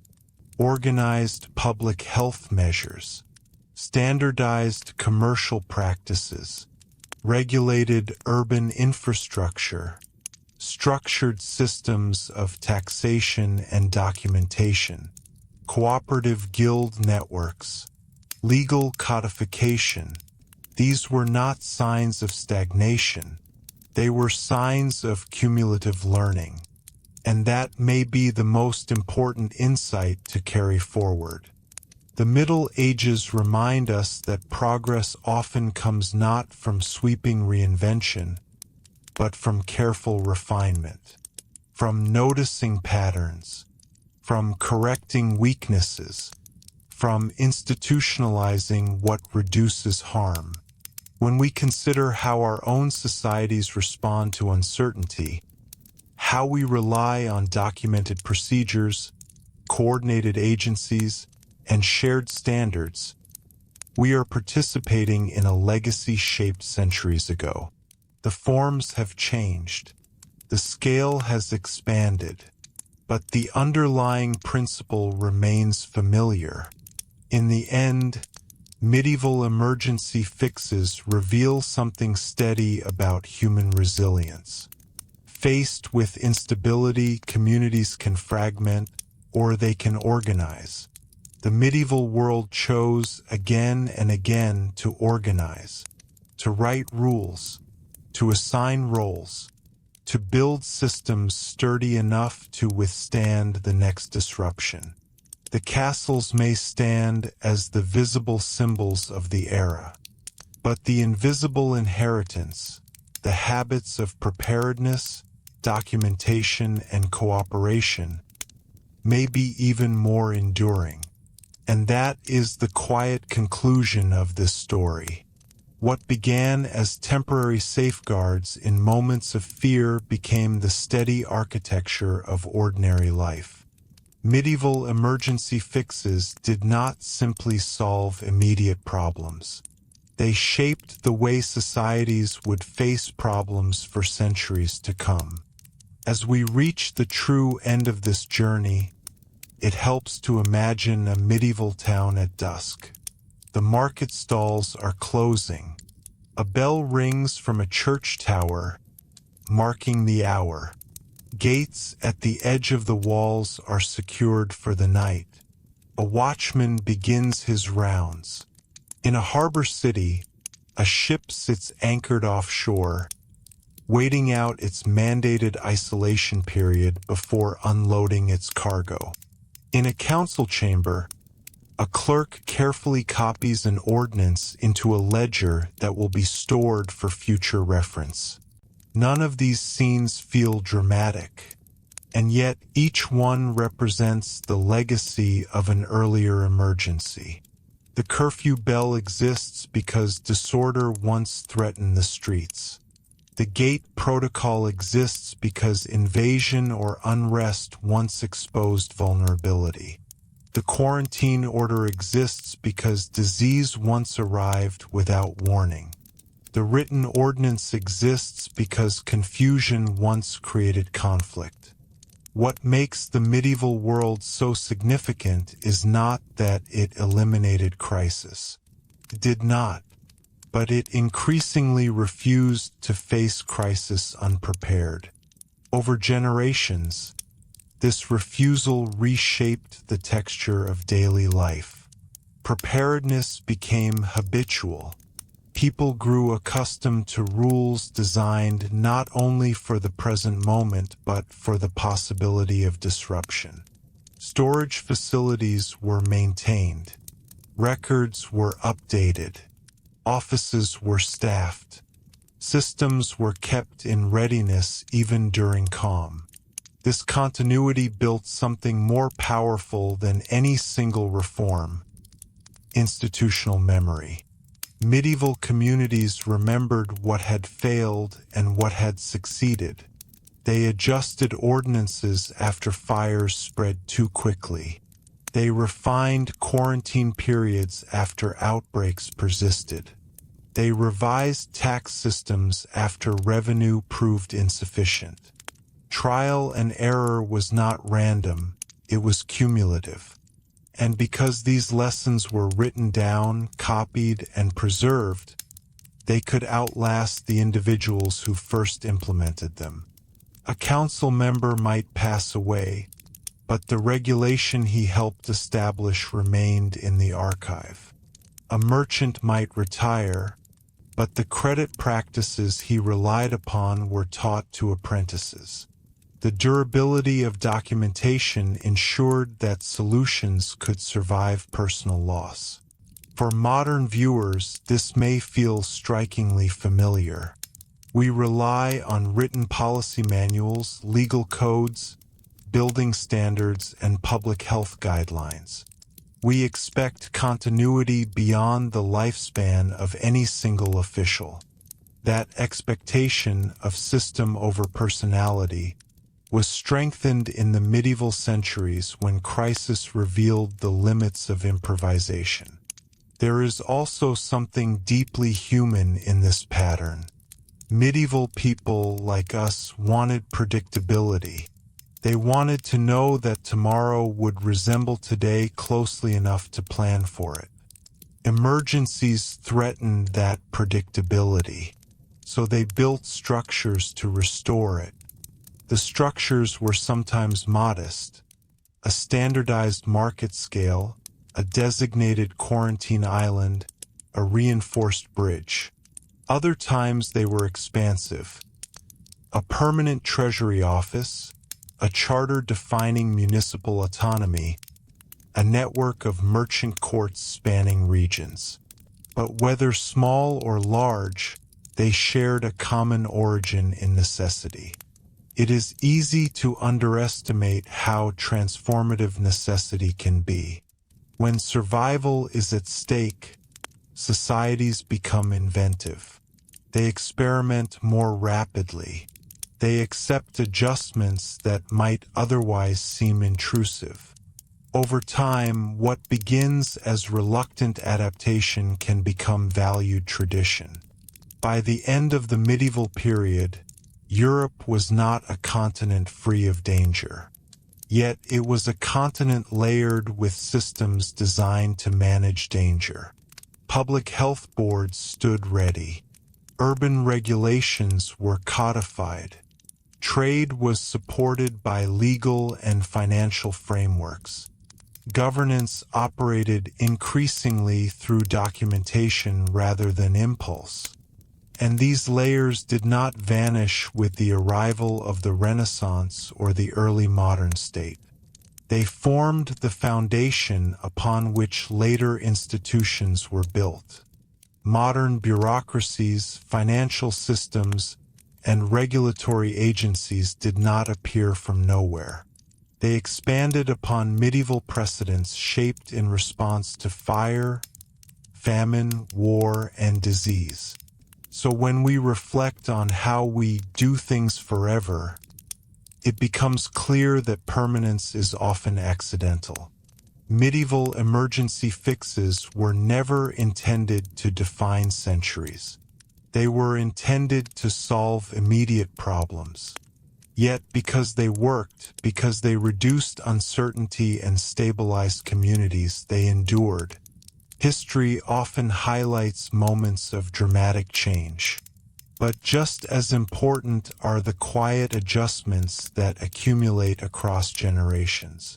The Middle Ages remind us that civilization advances not only through bold innovation, but through careful preservation of what proves effective under pressure. In the end, the legacy of medieval emergency fixes is not merely institutional. It is philosophical. It reflects a belief that disorder can be answered with organization, that risk can be reduced through shared standards, that communities, when confronted with uncertainty, can respond with structure rather than surrender. And that belief, tested centuries ago in stone-walled towns and crowded ports, remains one of the most enduring pillars of modern life. If we allow ourselves one final reflection, it may be this. The medieval world teaches us that resilience is rarely dramatic. It is procedural. In popular imagination, strength often appears as spectacle. Armies on open fields, towering fortresses, royal decrees proclaimed with authority. Yet the endurance of medieval society rested less on grand displays and more on quiet systems working in the background. The bell that rang at the same hour each evening. The ledger that recorded grain stores year after year. The official who inspected cargo before it reached crowded streets. The ordinance copied carefully so it could be enforced consistently. These are not the details that dominate paintings or epic poems, but they are the details that sustained communities. What makes medieval emergency fixes so powerful is that they represent a shift from reactive survival to structured continuity. Early responses to crisis were often immediate and improvised. Over time, repetition taught lessons. Instead of asking only, "How do we survive this?" communities began asking, "How do we prepare for the next one?" That change in posture, from reaction to anticipation, marks one of the most significant developments of the era. Preparedness required shared agreement. A quarantine order meant little without compliance. A fire watch failed without participation. A market regulation collapsed without enforcement. The medieval answer to this challenge was not perfection, but normalization. By embedding emergency measures into routine life, compliance became habitual. Curfews were expected. Inspections were regular. Written contracts were standard. Storage reserves were maintained. The extraordinary slowly became ordinary. And once embedded in ordinary life, these measures shaped how future generations understood governance itself. Authority was no longer defined solely by protection through force. It was defined by coordination, by the ability to organize response, manage scarcity, and maintain order under strain. In this way, medieval emergency fixes subtly expanded the purpose of institutions. They were not only guardians of territory or collectors of tribute. They were stewards of stability. This shift resonates strongly in modern societies. Today, we expect governments and institutions to monitor public health, maintain infrastructure, regulate trade, and prepare for crisis. These expectations did not emerge overnight. They grew across centuries of adjustment, many of them rooted in medieval experience. There is also a deeper continuity in mindset. Medieval communities learned that uncertainty was inevitable. Crop failures would return. Illness would resurface. Conflict would erupt again. Rather than assume permanence, they assumed recurrence. That assumption encouraged layered defense, multiple safeguards rather than a single solution, redundant wells, reinforced walls, backup records, diversified trade routes, shared responsibility across guilds and councils. This layered thinking is visible in modern emergency planning as well. No single measure guarantees safety. Instead, resilience comes from overlapping systems designed to reduce risk at multiple points. Perhaps most importantly, the medieval story reminds us that institutions are not static creations. They are living responses to experience. Each ordinance, charter, or regulation carries within it the memory of a challenge faced and addressed. When we pass through regulated streets, rely on documented contracts, or benefit from coordinated public services, we are moving through the accumulated memory of centuries. The Middle Ages were not merely a bridge between ancient empires and modern nations. They were a testing ground, a long period in which communities, often under pressure, refined the art of structured survival. And that may be the quiet strength of this era. Faced with repeated emergencies, medieval societies did not collapse into chaos indefinitely. They learned, they wrote, they organized, they preserved what worked. The emergency fix, by definition, is meant to be temporary. But when it proves effective, when it reduces fear, restores order, and builds trust, it can become permanent. In that sense, much of what we now consider ordinary civic life is the product of extraordinary circumstances long past. The bell still rings. The records are still kept. The inspections still occur. The expectation of preparedness remains. And behind those routines lies a medieval inheritance, carefully built, patiently refined, and quietly enduring across the centuries. As we take one last measured look at the medieval world, it becomes clear that its greatest legacy was not any single invention, law, or institution. It was a habit of mind, a disciplined willingness to respond to disruption with structure. Over centuries, Europeans in towns and villages learned something fundamental. Crisis reveals weakness, but it also reveals possibility.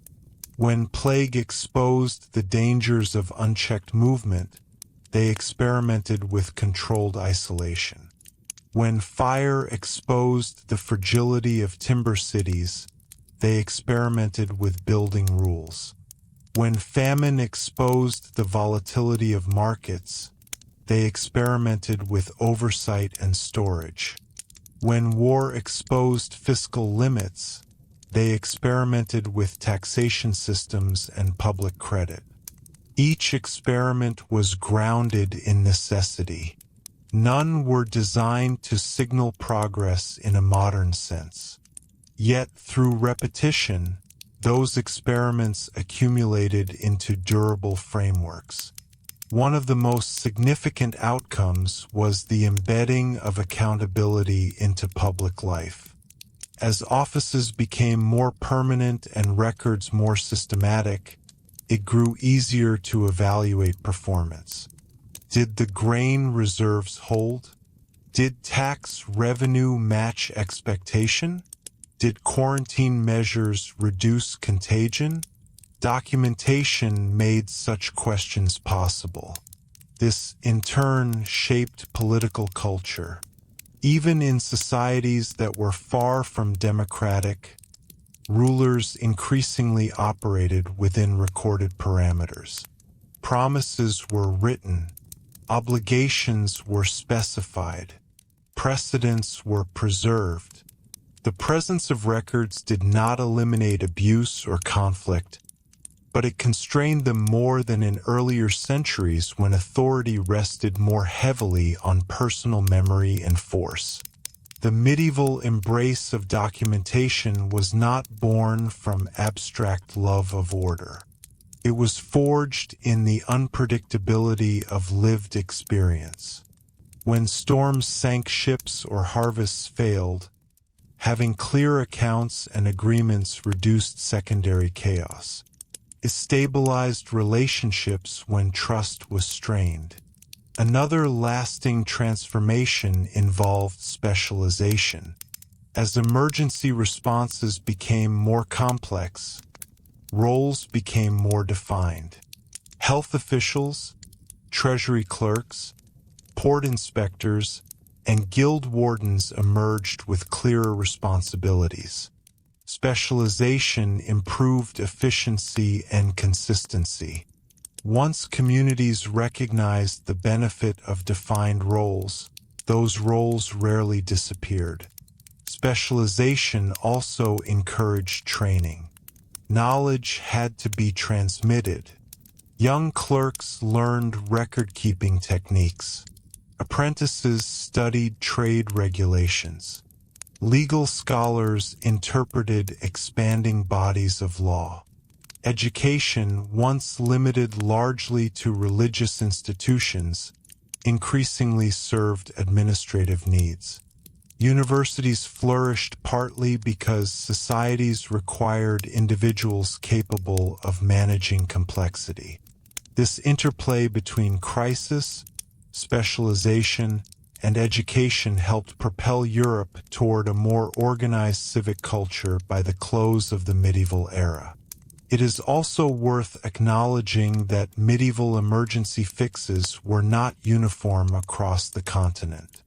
Some regions adapted more quickly. Others resisted regulation longer. Political fragmentation sometimes slowed diffusion. Yet, over time, effective measures traveled. Merchant networks, religious orders, diplomatic exchanges, and even conflict itself carried ideas across borders. In this way, Europe became a mosaic of shared solutions shaped by distinct experiences. The diversity of contexts enriched the pool of strategies available. If one city refined quarantine, another improved accounting. If one kingdom developed efficient taxation, another advanced legal codification.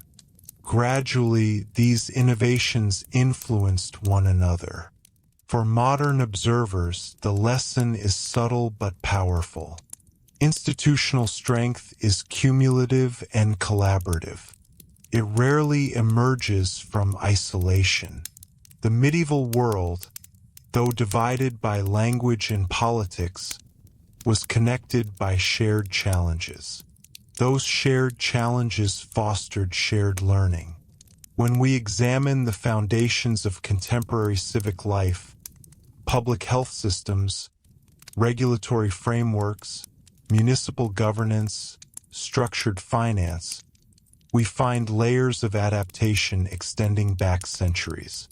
Many of those layers were first formed in response to emergency, and so the phrase, "how we do things forever," carries quiet truth. The practices that now feel timeless were once temporary safeguards. They became permanent because they proved useful. They earned trust through repetition. The Middle Ages remind us that history's most durable contributions are often pragmatic rather than visionary. They are born not from comfort, but from necessity. They endure not because they are perfect, but because they are reliable. In the end, the medieval experience offers a calm reassurance. Human societies have faced uncertainty before. They have endured cycles of disruption without modern technology or rapid communication. Through organization, documentation, cooperation, and steady refinement, they built systems strong enough to outlast the crises that created them. Those systems, layered quietly over centuries, continue to shape daily life in ways we rarely notice. And perhaps that is the most fitting conclusion. The medieval world's greatest monuments may be carved in stone, but its most enduring achievements are procedural, written in ordinances, preserved in ledgers, and practiced in habits that still guide how we respond when the unexpected arrives. If we linger just a little longer in this medieval landscape, one final realization settles in: permanence is often the unintended consequence of urgency. No medieval council gathered and declared that its temporary plague ordinance would influence public health for centuries. No guild master enforcing fair weights imagined shaping the regulatory instincts of modern economies. No royal clerk refining tax rolls foresaw the emergence of fully developed state treasuries. And yet, through repetition and preservation, that is precisely what happened. What began as response slowly transformed into expectation. And expectation is the quiet engine of institutional endurance. Once a community has experienced the stabilizing effect of structured response, it becomes difficult to return to unstructured risk. If quarantine reduces contagion, people expect inspection. If regulated markets reduce panic pricing, people expect oversight. If documented contracts prevent dispute, people expect written agreement.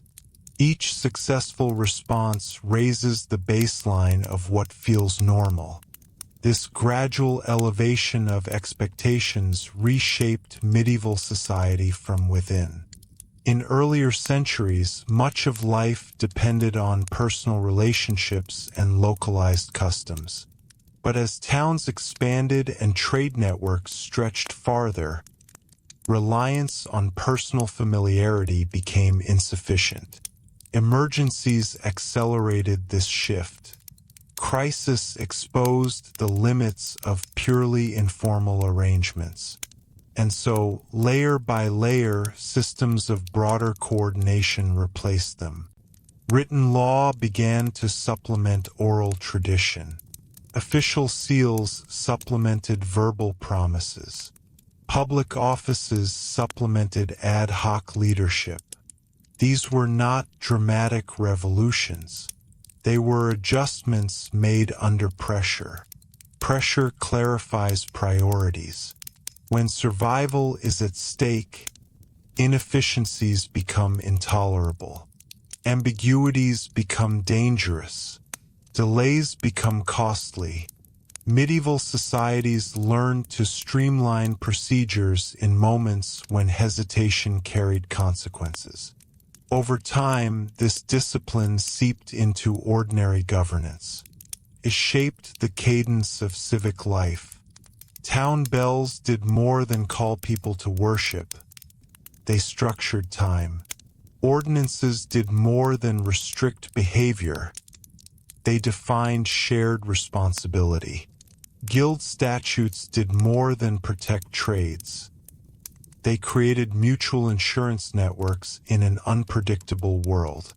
Even architecture reflected this steady learning. Cities rebuilt after fires with greater attention to spacing and materials. Defensive walls were strengthened in anticipation, not only reaction. Bridges were reconstructed sturdier after collapse. Each rebuild carried memory.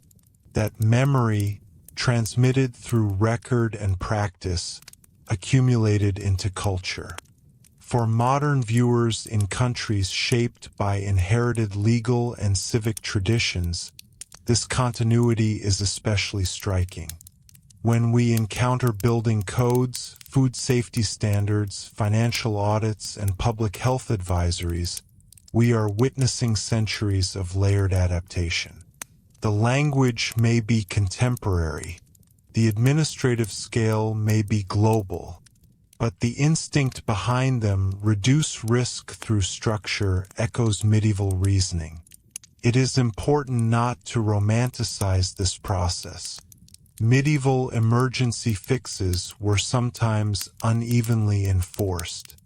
They occasionally imposed burdens that fell disproportionately on certain groups. They were shaped by the limitations of contemporary knowledge. But their imperfection does not diminish their significance. What matters is that they represented attempts at order in the face of uncertainty. And those attempts were remembered. Perhaps the most enduring inheritance of all is psychological. Medieval communities internalized a belief that crisis could be managed, not eliminated but managed. This belief fostered resilience. It encouraged preparation rather than paralysis. When famine threatened, grain reserves were organized. When disease spread, isolation was attempted. When trade faltered, credit systems were refined. When revenue failed, taxation methods were adjusted.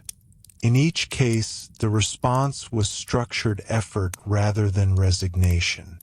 That orientation toward active management remains central to modern governance. The assumption that problems require coordinated solutions did not emerge suddenly in the Enlightenment or the Industrial Age. It was cultivated gradually, often painfully, in medieval towns and kingdoms confronting repeated disruption. So when we reflect on how we do things forever, the phrase feels less exaggerated and more descriptive. Many of the procedural habits we consider foundational, documentation, regulation, preparedness, accountability, were normalized during these centuries. The Middle Ages, often simplified as an era of darkness or stagnation, were in fact an era of practical refinement. The crises were real. The vulnerabilities were profound. But so too was the capacity for adaptation. And that may be the calm, enduring lesson of this story. Civilization does not advance only through visionary leaps. It advances through maintenance, through correction, through institutional memory, through the willingness to formalize what works and preserve it for those who follow. The emergency fix is, by definition, temporary. But when it restores order, builds trust, and withstands repetition, it ceases to be temporary. it becomes tradition, and tradition, carefully tended, becomes the steady framework within which future generations live, often unaware of the urgency that first brought it into being. That is the quiet power of medieval emergency fixes. Not dramatic transformation, but durable stability. Not spectacle, but structure. And in that structure, centuries later, and perhaps the most remarkable aspect of all this is how invisible these medieval inheritances have become. When something works for long enough, it fades into the background. It no longer feels like an innovation, feels like common sense. We rarely pause to consider why cities have inspection systems, why contracts are written rather than spoken, why markets operate within standardized measurements, or why governments are expected to intervene during widespread crisis. These assumptions feel self-evident. But in the medieval world, they were hard-won conclusions drawn from experience. One failed harvest might produce charity. Several failed harvests, spread across generations, produce grain policy. One destructive fire might provoke outrage.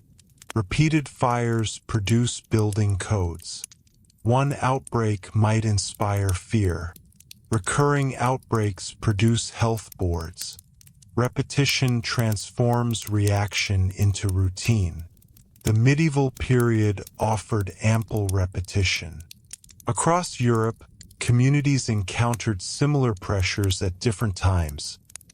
Climatic shifts during the so-called Little Ice Age, demographic collapse after major epidemics, disruptions of trade during war, internal unrest tied to taxation or scarcity.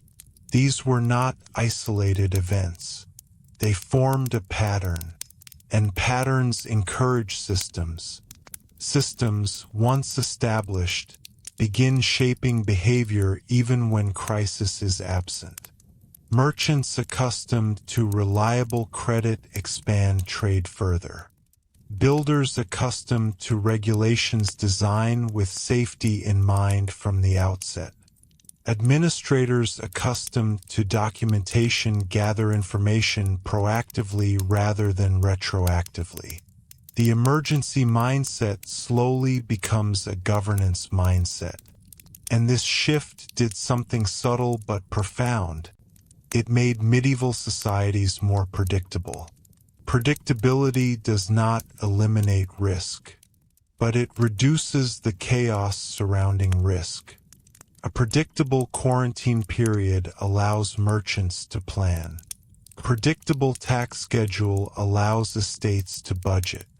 A predictable legal process reduces violent dispute. In this way, emergency fixes enhanced not only safety, but economic growth and social stability. They lowered the cost of uncertainty.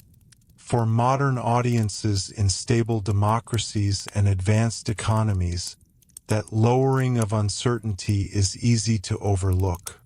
Yet it is foundational. Complex societies depend on predictable frameworks.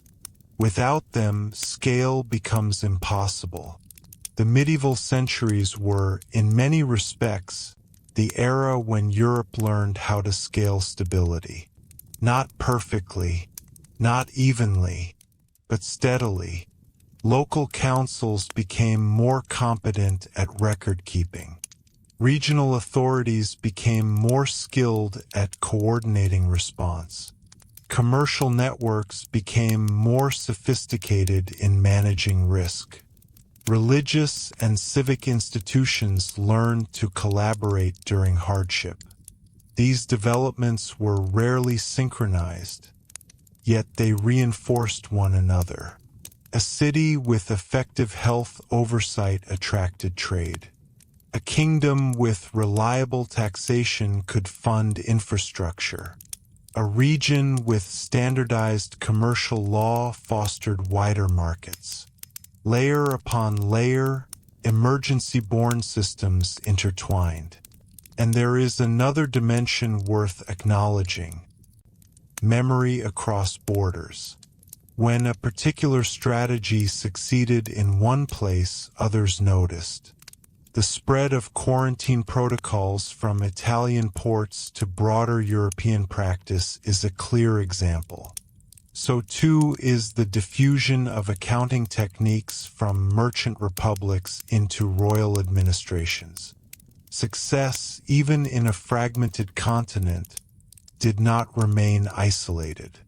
Over time, a shared repertoire of responses emerged. This shared repertoire formed part of the cultural backbone of Europe as it moved into the early modern world. It prepared societies to navigate new challenges, expanding trade routes, religious upheaval, technological transformation, with tools already sharpened by medieval adversity. The Middle Ages, then, were not merely a prelude. They were preparatory. They prepared institutions for complexity. They prepared communities for coordination. They prepared economies for scale. And they prepared political cultures for the expectation that governance involves more than symbolic authority. It involves practical management. When we look at our own systems today, disaster planning frameworks, regulatory agencies, public health departments, financial oversight bodies, we are witnessing the far descendants of those medieval adjustments. The language is different. The technology is advanced. The scale is global. But the instinct is familiar. Anticipate disruption, formalize response, preserve what works. That instinct was forged in centuries when disruption was frequent and survival uncertain. So the next time we hear the phrase medieval, perhaps it is worth recalling not only images of armor and battlements, but images of ledgers, ordinances, watch rotations, inspection docks, and council chambers. Because in those quieter spaces, something enduring was taking shape. Not a single invention, not a dramatic revolution, but a habit of organized response, a habit of documenting lessons, a habit of transforming emergency into structure. And through that habit, the medieval world left behind more than ruins and relics. It left behind routines so deeply embedded that we rarely recognize their origins. That is the quiet triumph of medieval emergency fixes. They solved immediate problems, and in doing so, they quietly shaped the way we solve problems still. If we sit with this idea just a little longer, one final pattern becomes clear. Medieval emergency fixes did not only create institutions, they reshaped how people thought about responsibility. In earlier centuries, responsibility for survival often rested heavily on family, kinship networks, or local lords. But repeated crises revealed that certain dangers were too large for isolated households to manage alone. A single family could not stop a citywide fire. One merchant could not prevent the spread of disease at a busy port. An individual farmer could not stabilize regional grain prices during widespread crop failure. Over time, this recognition strengthened the idea of collective responsibility. The fire watch required participation from many households. Market regulations required cooperation between traders and officials. Quarantine measures required merchants, sailors, and magistrates to act in alignment. Even taxation for defense depended on shared contribution. This gradual normalization of collective action was transformative. It did not erase individual agency, but it reframed survival as a shared project. And once communities grew accustomed to shared solutions, expectations evolved. People began to assume that certain threats would be addressed communally rather than privately. That assumption is foundational to modern civic life. Today, when disaster strikes, we expect coordinated response, emergency services, public advisories, relief systems. We do not assume each household must solve everything independently. That mindset, though refined over centuries, traces part of its lineage to medieval adaptations. There is also something deeply instructive about the medieval relationship with limits. Medieval people understood, perhaps more intimately than we do, that control was never total. Storms could still sink ships despite improved navigation. Disease could still spread despite quarantine. Famine could still arrive despite grain reserves. Yet rather than abandoning effort because perfection was impossible, they embraced partial mitigation. That pragmatic approach, reduce harm even if you cannot eliminate risk, is a defining feature of resilient systems. Modern public policy often operates on similar logic. Regulations reduce probability. Inspections lower risk. Documentation limits fraud. None of these measures guarantee absolute safety, but they improve odds. The medieval world, through repetition, internalized that incremental improvement was meaningful. Another lasting contribution was the embedding of feedback loops. When a measure failed, it was adjusted. If a quarantine period proved insufficient, it was extended. If a tax system caused unrest, it was modified. If a building regulation proved impractical, it was refined. This iterative process is the essence of institutional learning. It transforms static rules into evolving frameworks. And because many of these adjustments were written down, they became reference points for future reform. A town rebuilding after fire could consult earlier ordinances. A ruler revising fiscal policy could examine past shortfalls. Written memory reduced the cost of relearning lessons. For modern audiences accustomed to archives, audits, and policy reviews, this may feel obvious. But it was a gradual cultural shift in the medieval world, from reactive improvisation toward documented evaluation. Perhaps the most profound legacy, however, lies in the normalization of foresight. Medieval societies learned to think beyond the immediate season. They stored surplus during abundance. They reinforced defenses during peace. They maintained offices even when crisis was absent. That forward-looking posture required discipline. It required accepting short-term inconvenience for long-term security. Taxes collected during calm periods funded preparation for future threats. Regulations enforced during stability prevented future collapse. The willingness to prepare before visible danger is one of the hallmarks of mature institutions. By the late medieval period, many European communities had cultivated this discipline. They were not free from turmoil, but they were less vulnerable to complete breakdown because they had built buffers.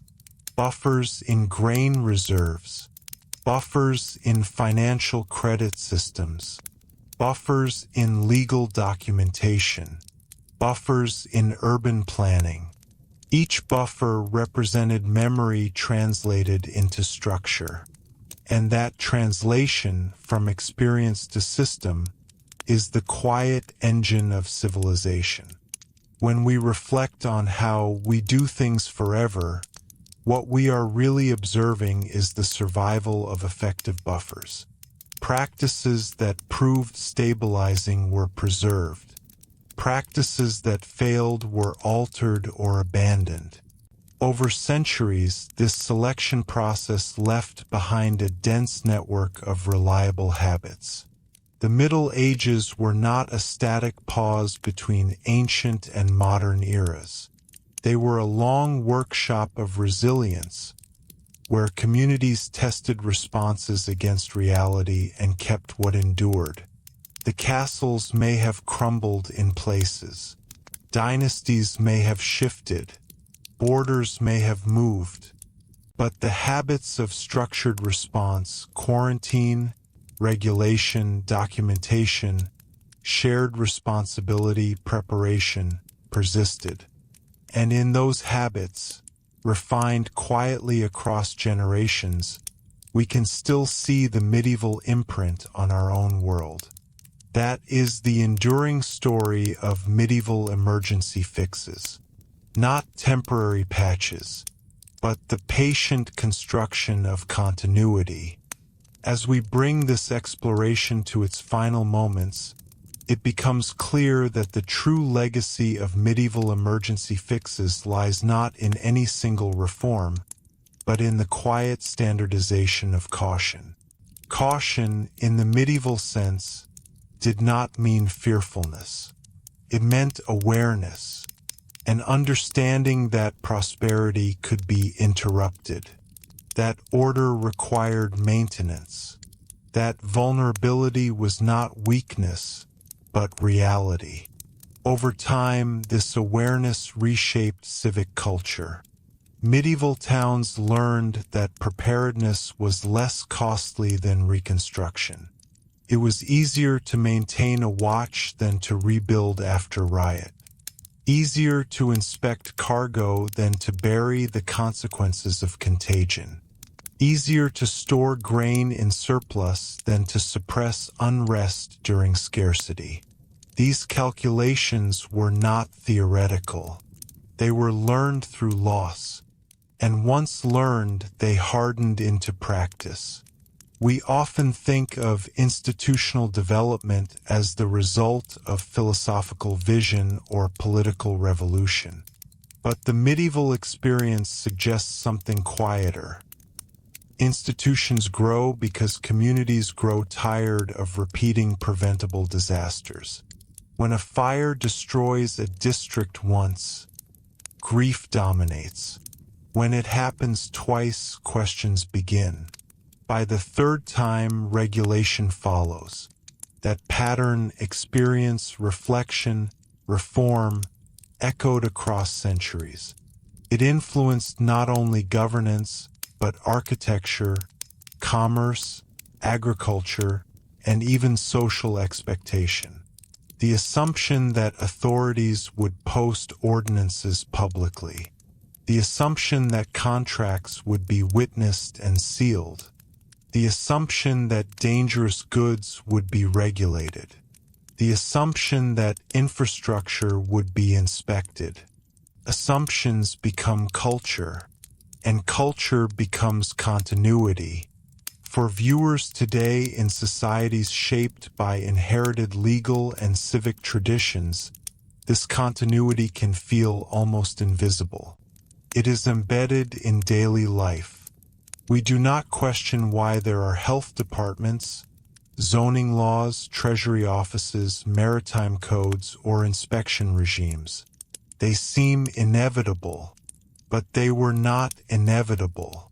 They were built slowly, often reluctantly, under pressure.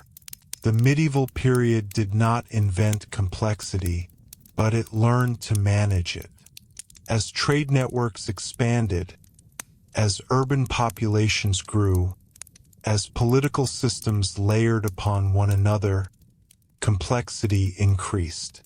Emergencies exposed the cracks within that complexity, and each response reinforced the need for coordination. Over time, medieval Europe developed what we might call administrative muscle memory. When crisis struck, there were offices to activate, procedures to follow, records to consult. That muscle memory is one of the quiet hallmarks of stable societies. It allows response without total improvisation.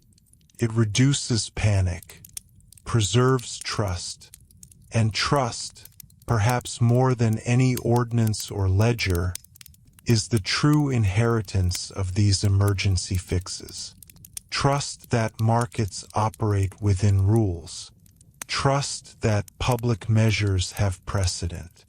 Trust that institutions persist beyond individuals. This trust was not perfect or universal, but it deepened across generations precisely because structures proved durable. Even as Europe transitioned into the Renaissance and early modern age, through religious upheaval, exploration, and technological change, the medieval habit of formalized response endured. Printing accelerated the spread of ordinances. Expanding states scaled taxation and administration. Growing cities built upon established urban regulations. The foundation was already there. And so, when we consider the phrase, "how we do things forever," it reflects not exaggeration but accumulation. Medieval emergency fixes were experiments in stability. Some faded. Many remained.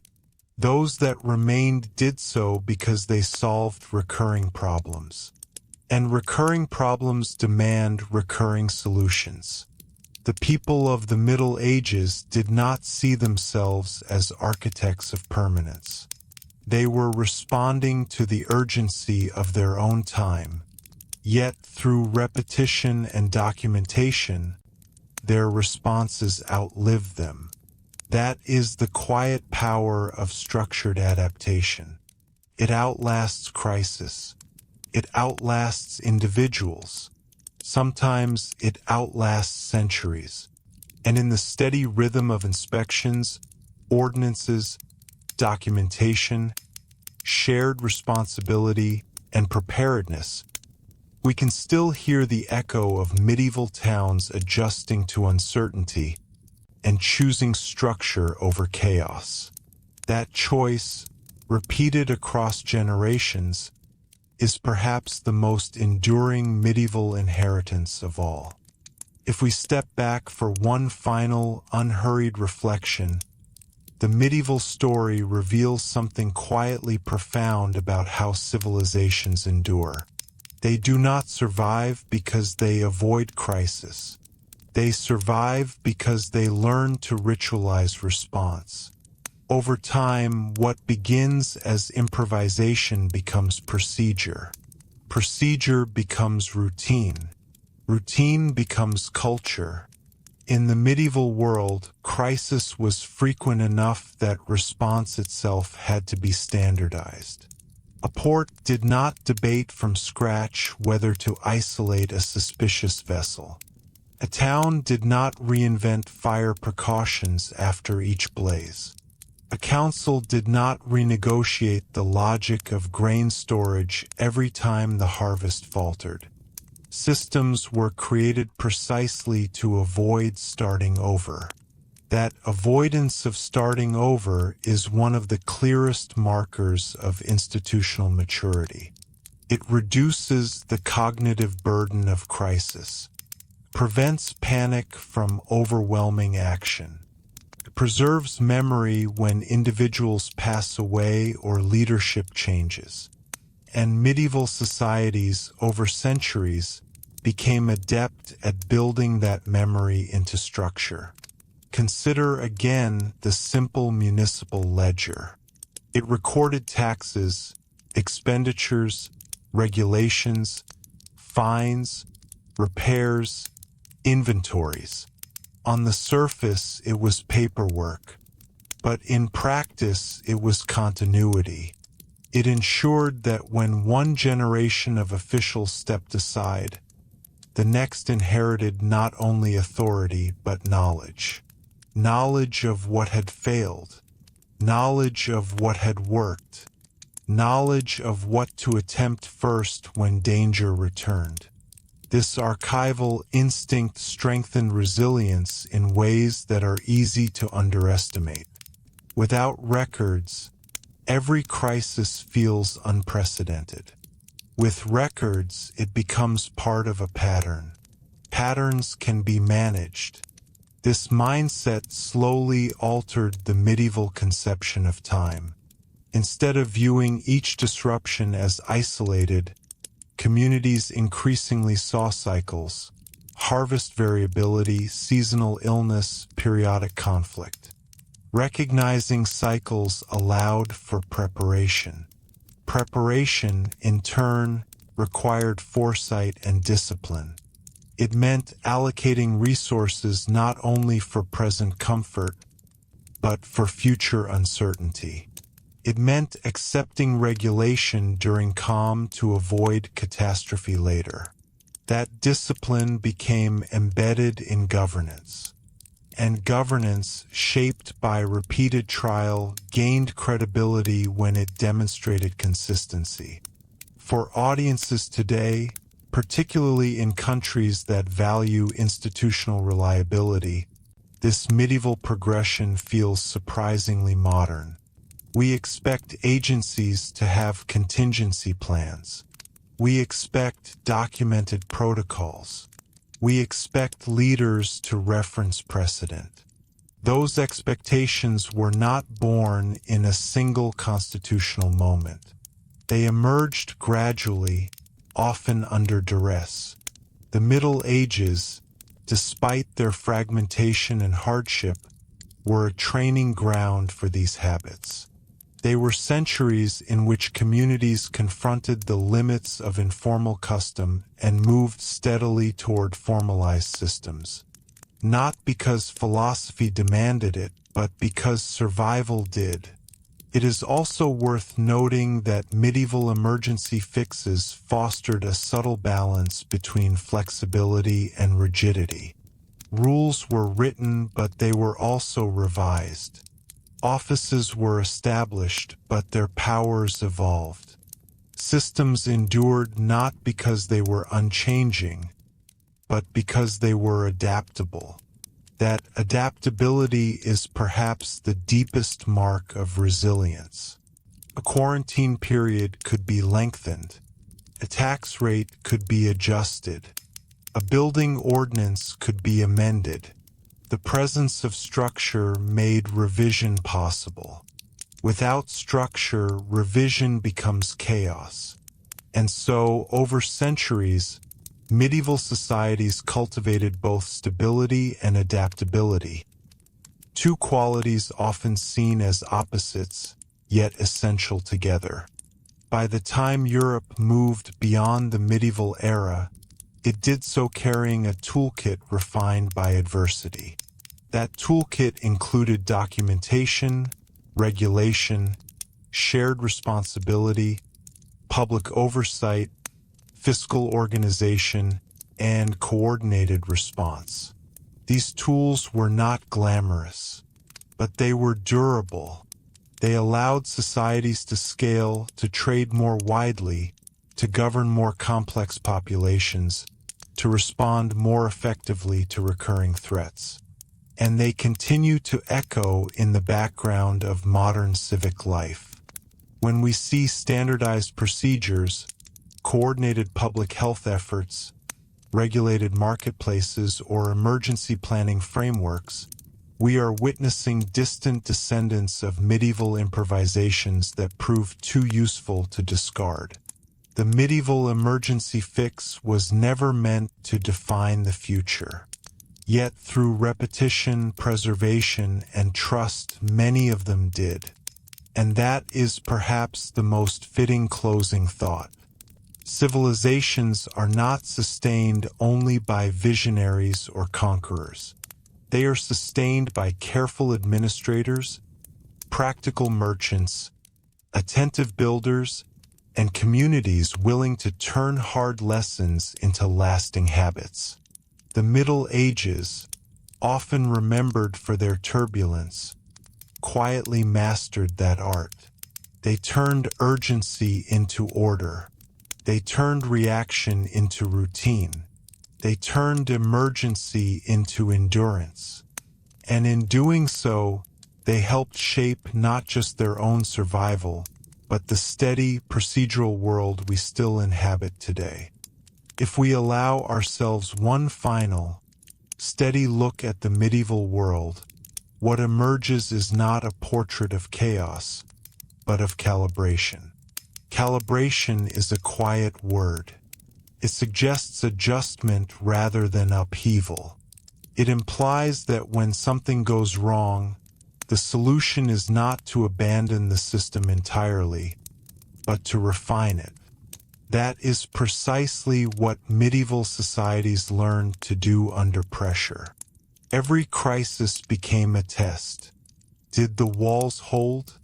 Did the grain stores suffice? Did the quarantine period contain illness? Did the tax levy fund defense without provoking revolt? The answers were rarely perfect, but imperfection did not mean failure. It meant revision. Revision, repeated across generations, becomes evolution. And so the medieval centuries were filled with recalibration. Ordinances rewritten, charters amended, duties clarified, boundaries redrawn. The work was administrative more often than dramatic. We tend to remember medieval battles and royal successions because they are visible. But the quieter story, the one that shapes daily life across centuries, is administrative continuity. Consider how the idea of oversight gradually hardened into expectation. In the early Middle Ages, much economic activity was intensely local. By the later medieval period, oversight had become more systematic. Market inspectors checked scales. Port officials recorded arrivals. Town councils tracked expenditures. These actions were not always welcomed, but they were increasingly normalized. Normalization matters. Once oversight becomes routine, it ceases to feel extraordinary. It becomes part of the background hum of civic life. That hum carries forward. Modern societies rely heavily on regulatory structures. Food safety inspections, building compliance checks, financial audits, public health monitoring. These mechanisms feel intrinsic to governance. Yet their deeper logic, reduce risk through consistent supervision, was refined in centuries when unchecked risk had proven costly. Another medieval recalibration involved time horizons. Earlier societies often operated within short cycles, harvest to harvest, season to season. Repeated crises encouraged longer planning. Fortifications were strengthened not just for the present threat, but for future ones. Bridges were rebuilt sturdier after collapse. Records were preserved not merely for immediate accounting, but for precedent. Precedent is one of the most powerful legacies of medieval administration. When disputes arose, past decisions could be consulted. When policies were debated, earlier outcomes could be examined. The archive became a stabilizing force. This archival instinct matured gradually, but its impact was lasting. It reduced the volatility of decision-making. It embedded memory into governance. And governance grounded in memory is less prone to panic. For audiences today, especially in countries with long institutional histories, this reliance on precedent feels familiar. Courts cite earlier rulings. Legislatures reference historical frameworks. Agencies review past performance when revising guidelines. The medieval world did not invent precedent, but it greatly expanded its practical use under the pressure of recurring emergency. It also expanded the idea that stability requires shared investment. Taxes collected for defense or relief were not merely royal demands. They were presented increasingly as collective necessity. Guild dues supported mutual aid. Church tithes supported charitable care.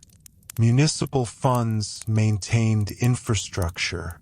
Over time, contribution became tied to protection.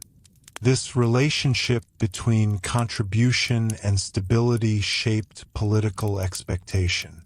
It fostered the notion, however unevenly applied, that authority carries obligation.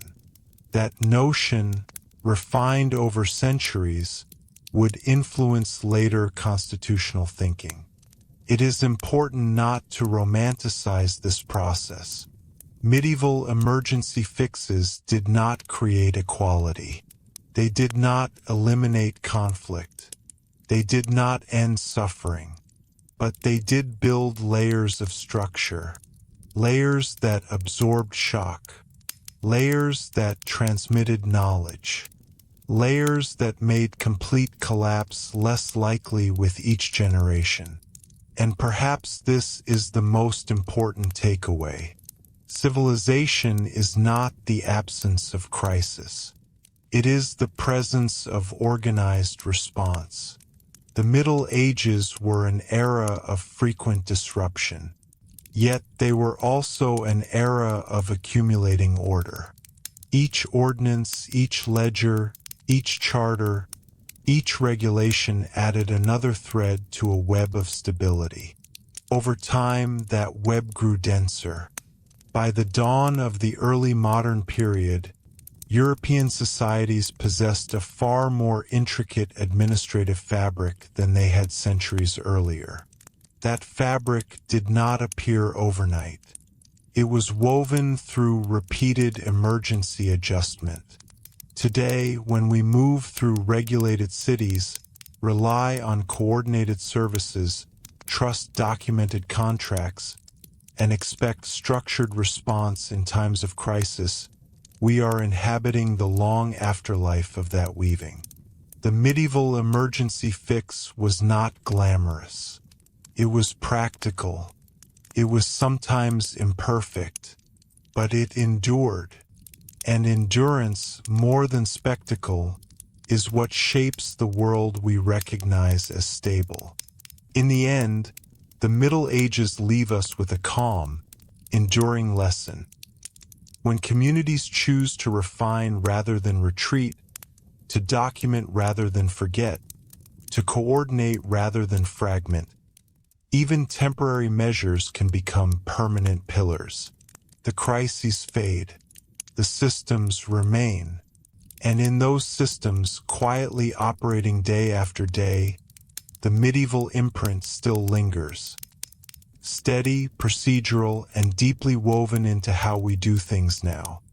As we arrive at the final stretch of this long reflection, it becomes clear that the medieval story is ultimately about continuity built under constraint.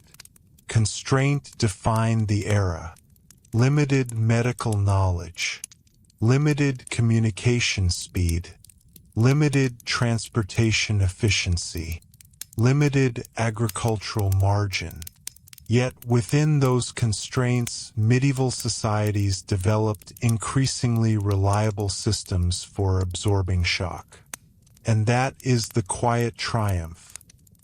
Not eliminating vulnerability, but engineering around it. One of the most important shifts across the medieval centuries was the transition from personality-driven authority to procedure-driven authority. Early medieval governance often revolved around the strength, charisma, or personal alliances of individual rulers. But crises exposed the fragility of systems built solely on personality. When a capable leader died unexpectedly, whether through illness, warfare, or natural causes, the absence of structured administration could lead to instability. Repeated disruption encouraged rulers and councils to embed authority into offices rather than individuals. Roles became defined. Responsibilities were written. Succession processes were clarified. Treasury functions were separated from military command. Judicial authority was recorded rather than merely proclaimed. This bureaucratic layering was gradual and uneven, but over time it created something far more durable than personal rule alone: institutional resilience. Institutional resilience means that when one person disappears, the system continues. That principle, refined in the medieval period, underpins modern governance in profound ways. Another lasting development was the standardization of measurement and exchange. During famine or scarcity, mistrust spreads quickly. Accusations of hoarding or cheating destabilize markets.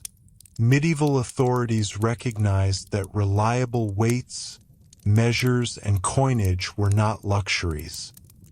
They were stabilizers. Standardization reduced friction. Reduced friction allowed trade to recover faster after disruption. Over time, standardization became an expectation rather than an emergency measure. We see echoes of this today in international trade standards, banking regulations, and uniform safety codes.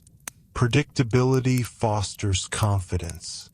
Confidence sustains commerce. Medieval emergency fixes also cultivated layered responsibility across social structures. Governance was not confined to royal courts. Town councils, guilds, monasteries, merchant associations all played roles in managing crisis. This distributed response system was not designed as a theoretical model of decentralization. It evolved from necessity. Central authority alone could not monitor every street, dock, or field. Local knowledge mattered. That blending of centralized coordination and local execution became a defining feature of medieval resilience. It also influenced later political cultures that value shared governance across levels. In addition, the medieval experience fostered a respect for documentation that transcended crisis management. Once written contracts reduced disputes, written agreements became standard practice even in calmer times. Once tax rolls clarified revenue, financial accounting improved generally. Once public ordinances were posted to prevent confusion, transparency became embedded in civic expectation. The emergency fix quietly reshaped everyday behavior. Perhaps most importantly, the medieval centuries cultivated patience with gradual improvement. No single ordinance eliminated fire risk entirely. No quarantine policy guaranteed safety. No fiscal reform solved revenue instability permanently. But incremental reduction of risk was enough. This incrementalism contrasts with the modern desire for immediate, comprehensive solutions. Medieval societies learned to accept that stability is layered gradually. That mindset remains essential in contemporary governance. For viewers in countries with deep institutional histories, this layered continuity is visible in architecture, law, and custom. Parliamentary traditions trace roots to medieval councils.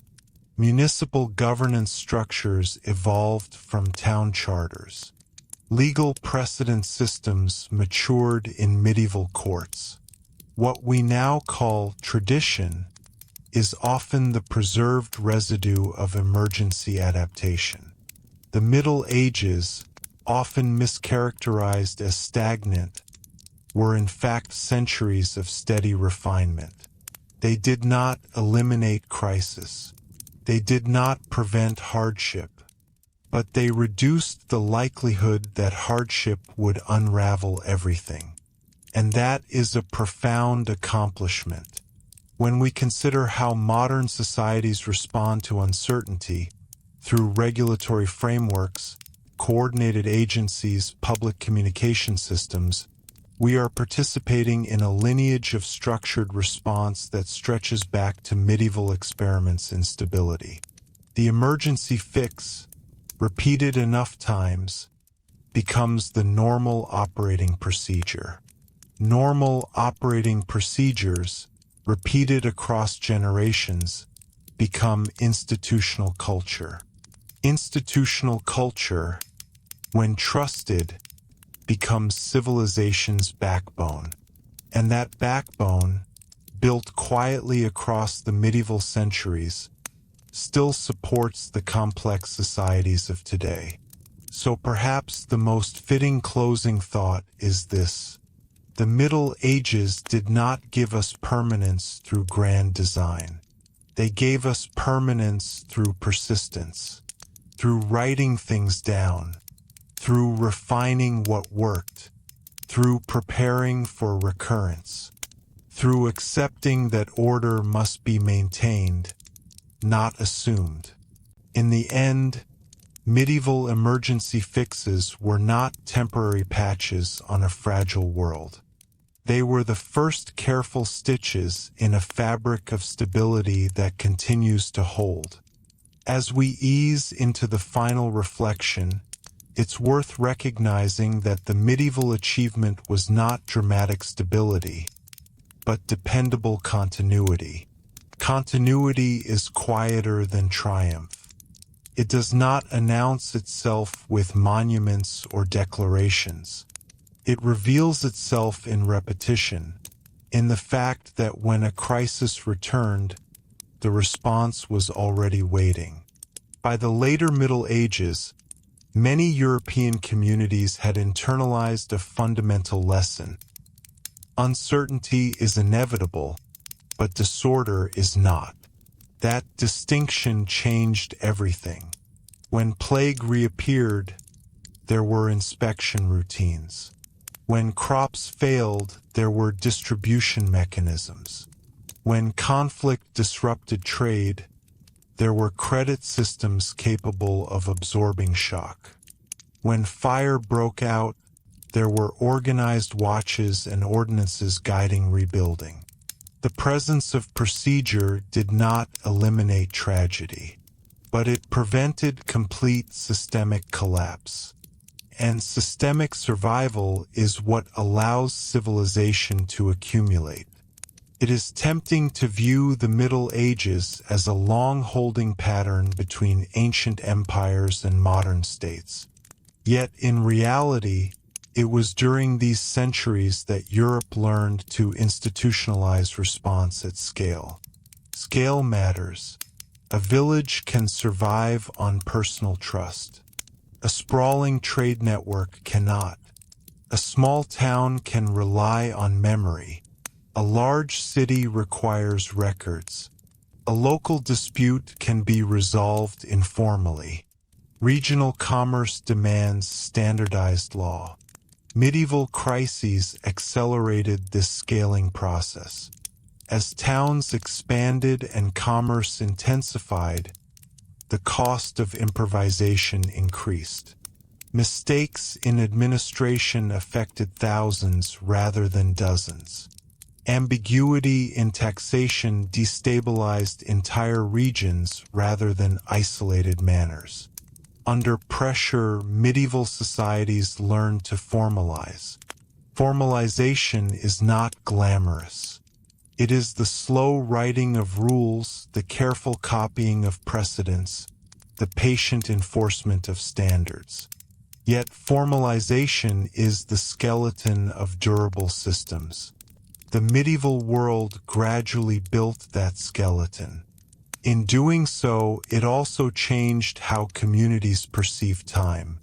Instead of living solely in seasonal cycles, governance began to operate on longer arcs, budgeting for the coming year, fortifying for future conflict, maintaining archives for future consultation.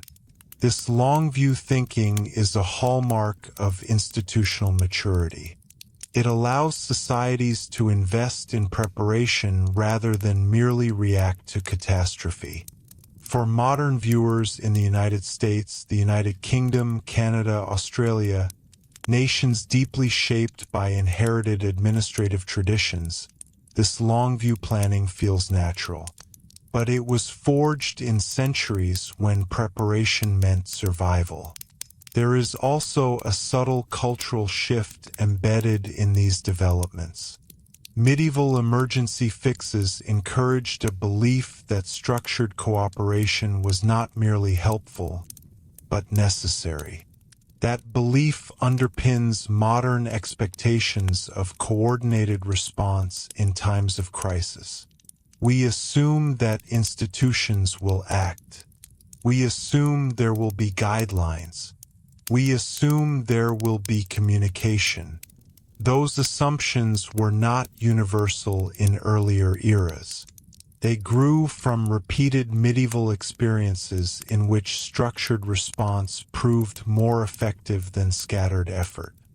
And once communities witnessed the benefits of coordination, trust in procedure deepened. Trust is perhaps the most important residue of these centuries. Trust that markets operate within rules. Trust that officials act within documented authority. Trust that records preserve continuity beyond individual lifetimes. Trust that tomorrow's crisis can be met with yesterday's lessons. This trust did not eliminate conflict or inequality, but it strengthened the overall fabric of society.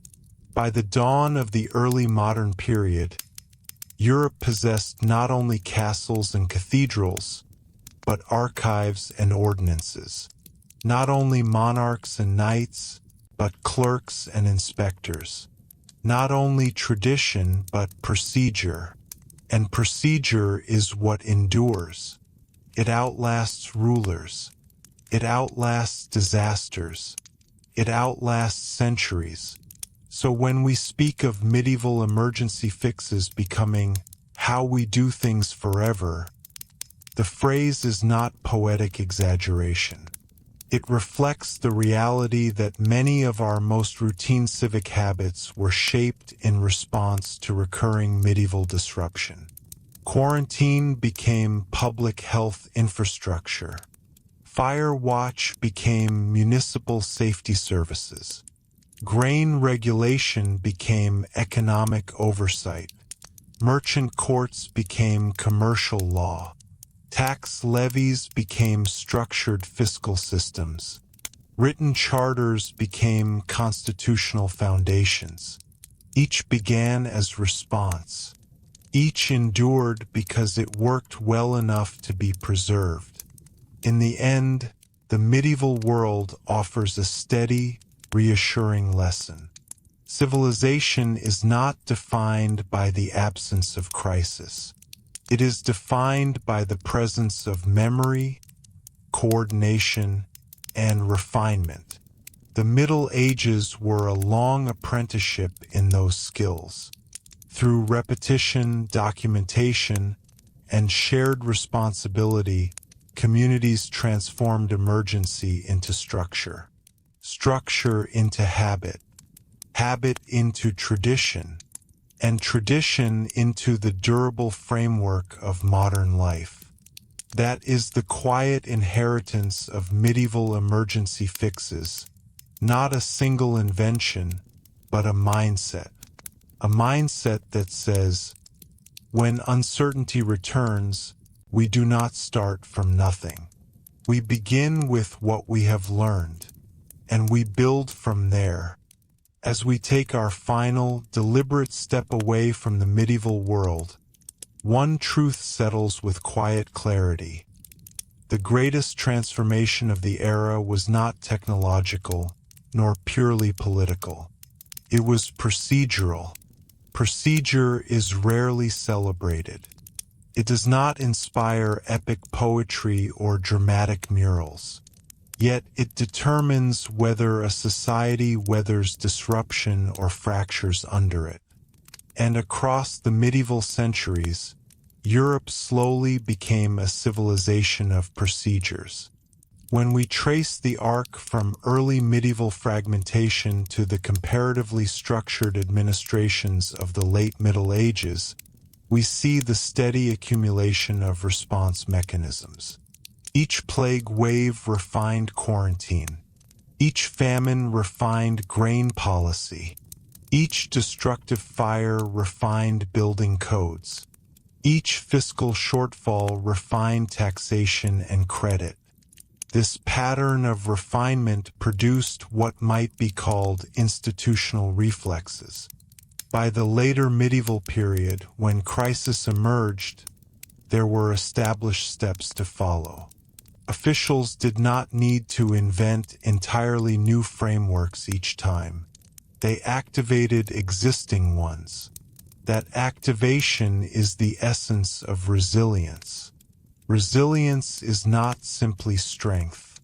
It is readiness. And readiness is built long before the emergency arrives. Medieval societies learned this lesson repeatedly. They discovered that neglecting preparation multiplied suffering.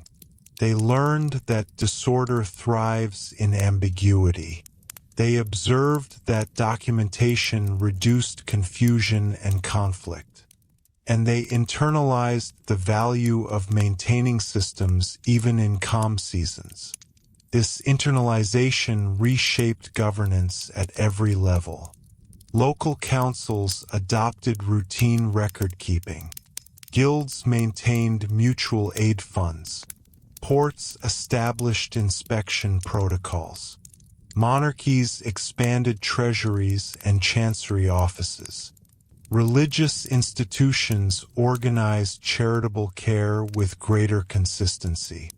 None of these developments eliminated hardship, but they lessened its cascading effects.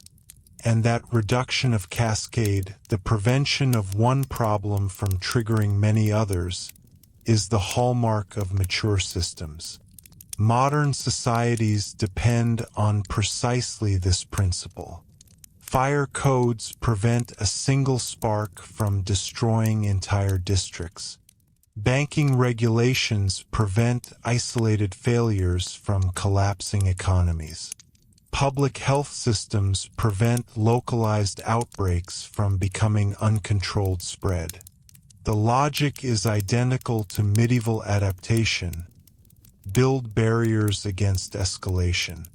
Another lasting contribution of medieval emergency fixes was the strengthening of legitimacy through performance. Rulers and councils increasingly understood that authority rested not only on lineage or conquest, but on effectiveness. A city that managed famine competently earned loyalty. A kingdom that defended trade routes strengthened its credibility. A port that prevented repeated contagion attracted commerce. Performance built trust. Trust built stability. Stability reinforced institutions. Over time, this cycle deepened expectations. Communities came to view competent crisis management as part of governance's basic obligation. That expectation still shapes political life today. We measure leadership by response capacity. We evaluate institutions by reliability. Those standards have roots in centuries when performance during emergency determined survival. There is also something profoundly human in the medieval choice to preserve lessons rather than discard them. After suffering loss, it is tempting to forget. But medieval societies often chose to record, to codify, to teach successors what had gone wrong and how it had been addressed. This choice transformed trauma into instruction, instruction into policy, policy into tradition, and tradition into continuity. It is in this quiet chain of transformation that we find the enduring significance of medieval emergency fixes. They did not simply resolve isolated problems. They created templates, templates for quarantine, templates for fiscal management, templates for municipal regulation, templates for cooperative governance, templates that were refined, copied, expanded, and eventually embedded so deeply that their origins faded from view. For modern audiences, particularly in nations shaped by centuries of inherited institutional practice, this inheritance is woven into daily life. We rarely question the existence of regulatory oversight or public coordination because they feel foundational.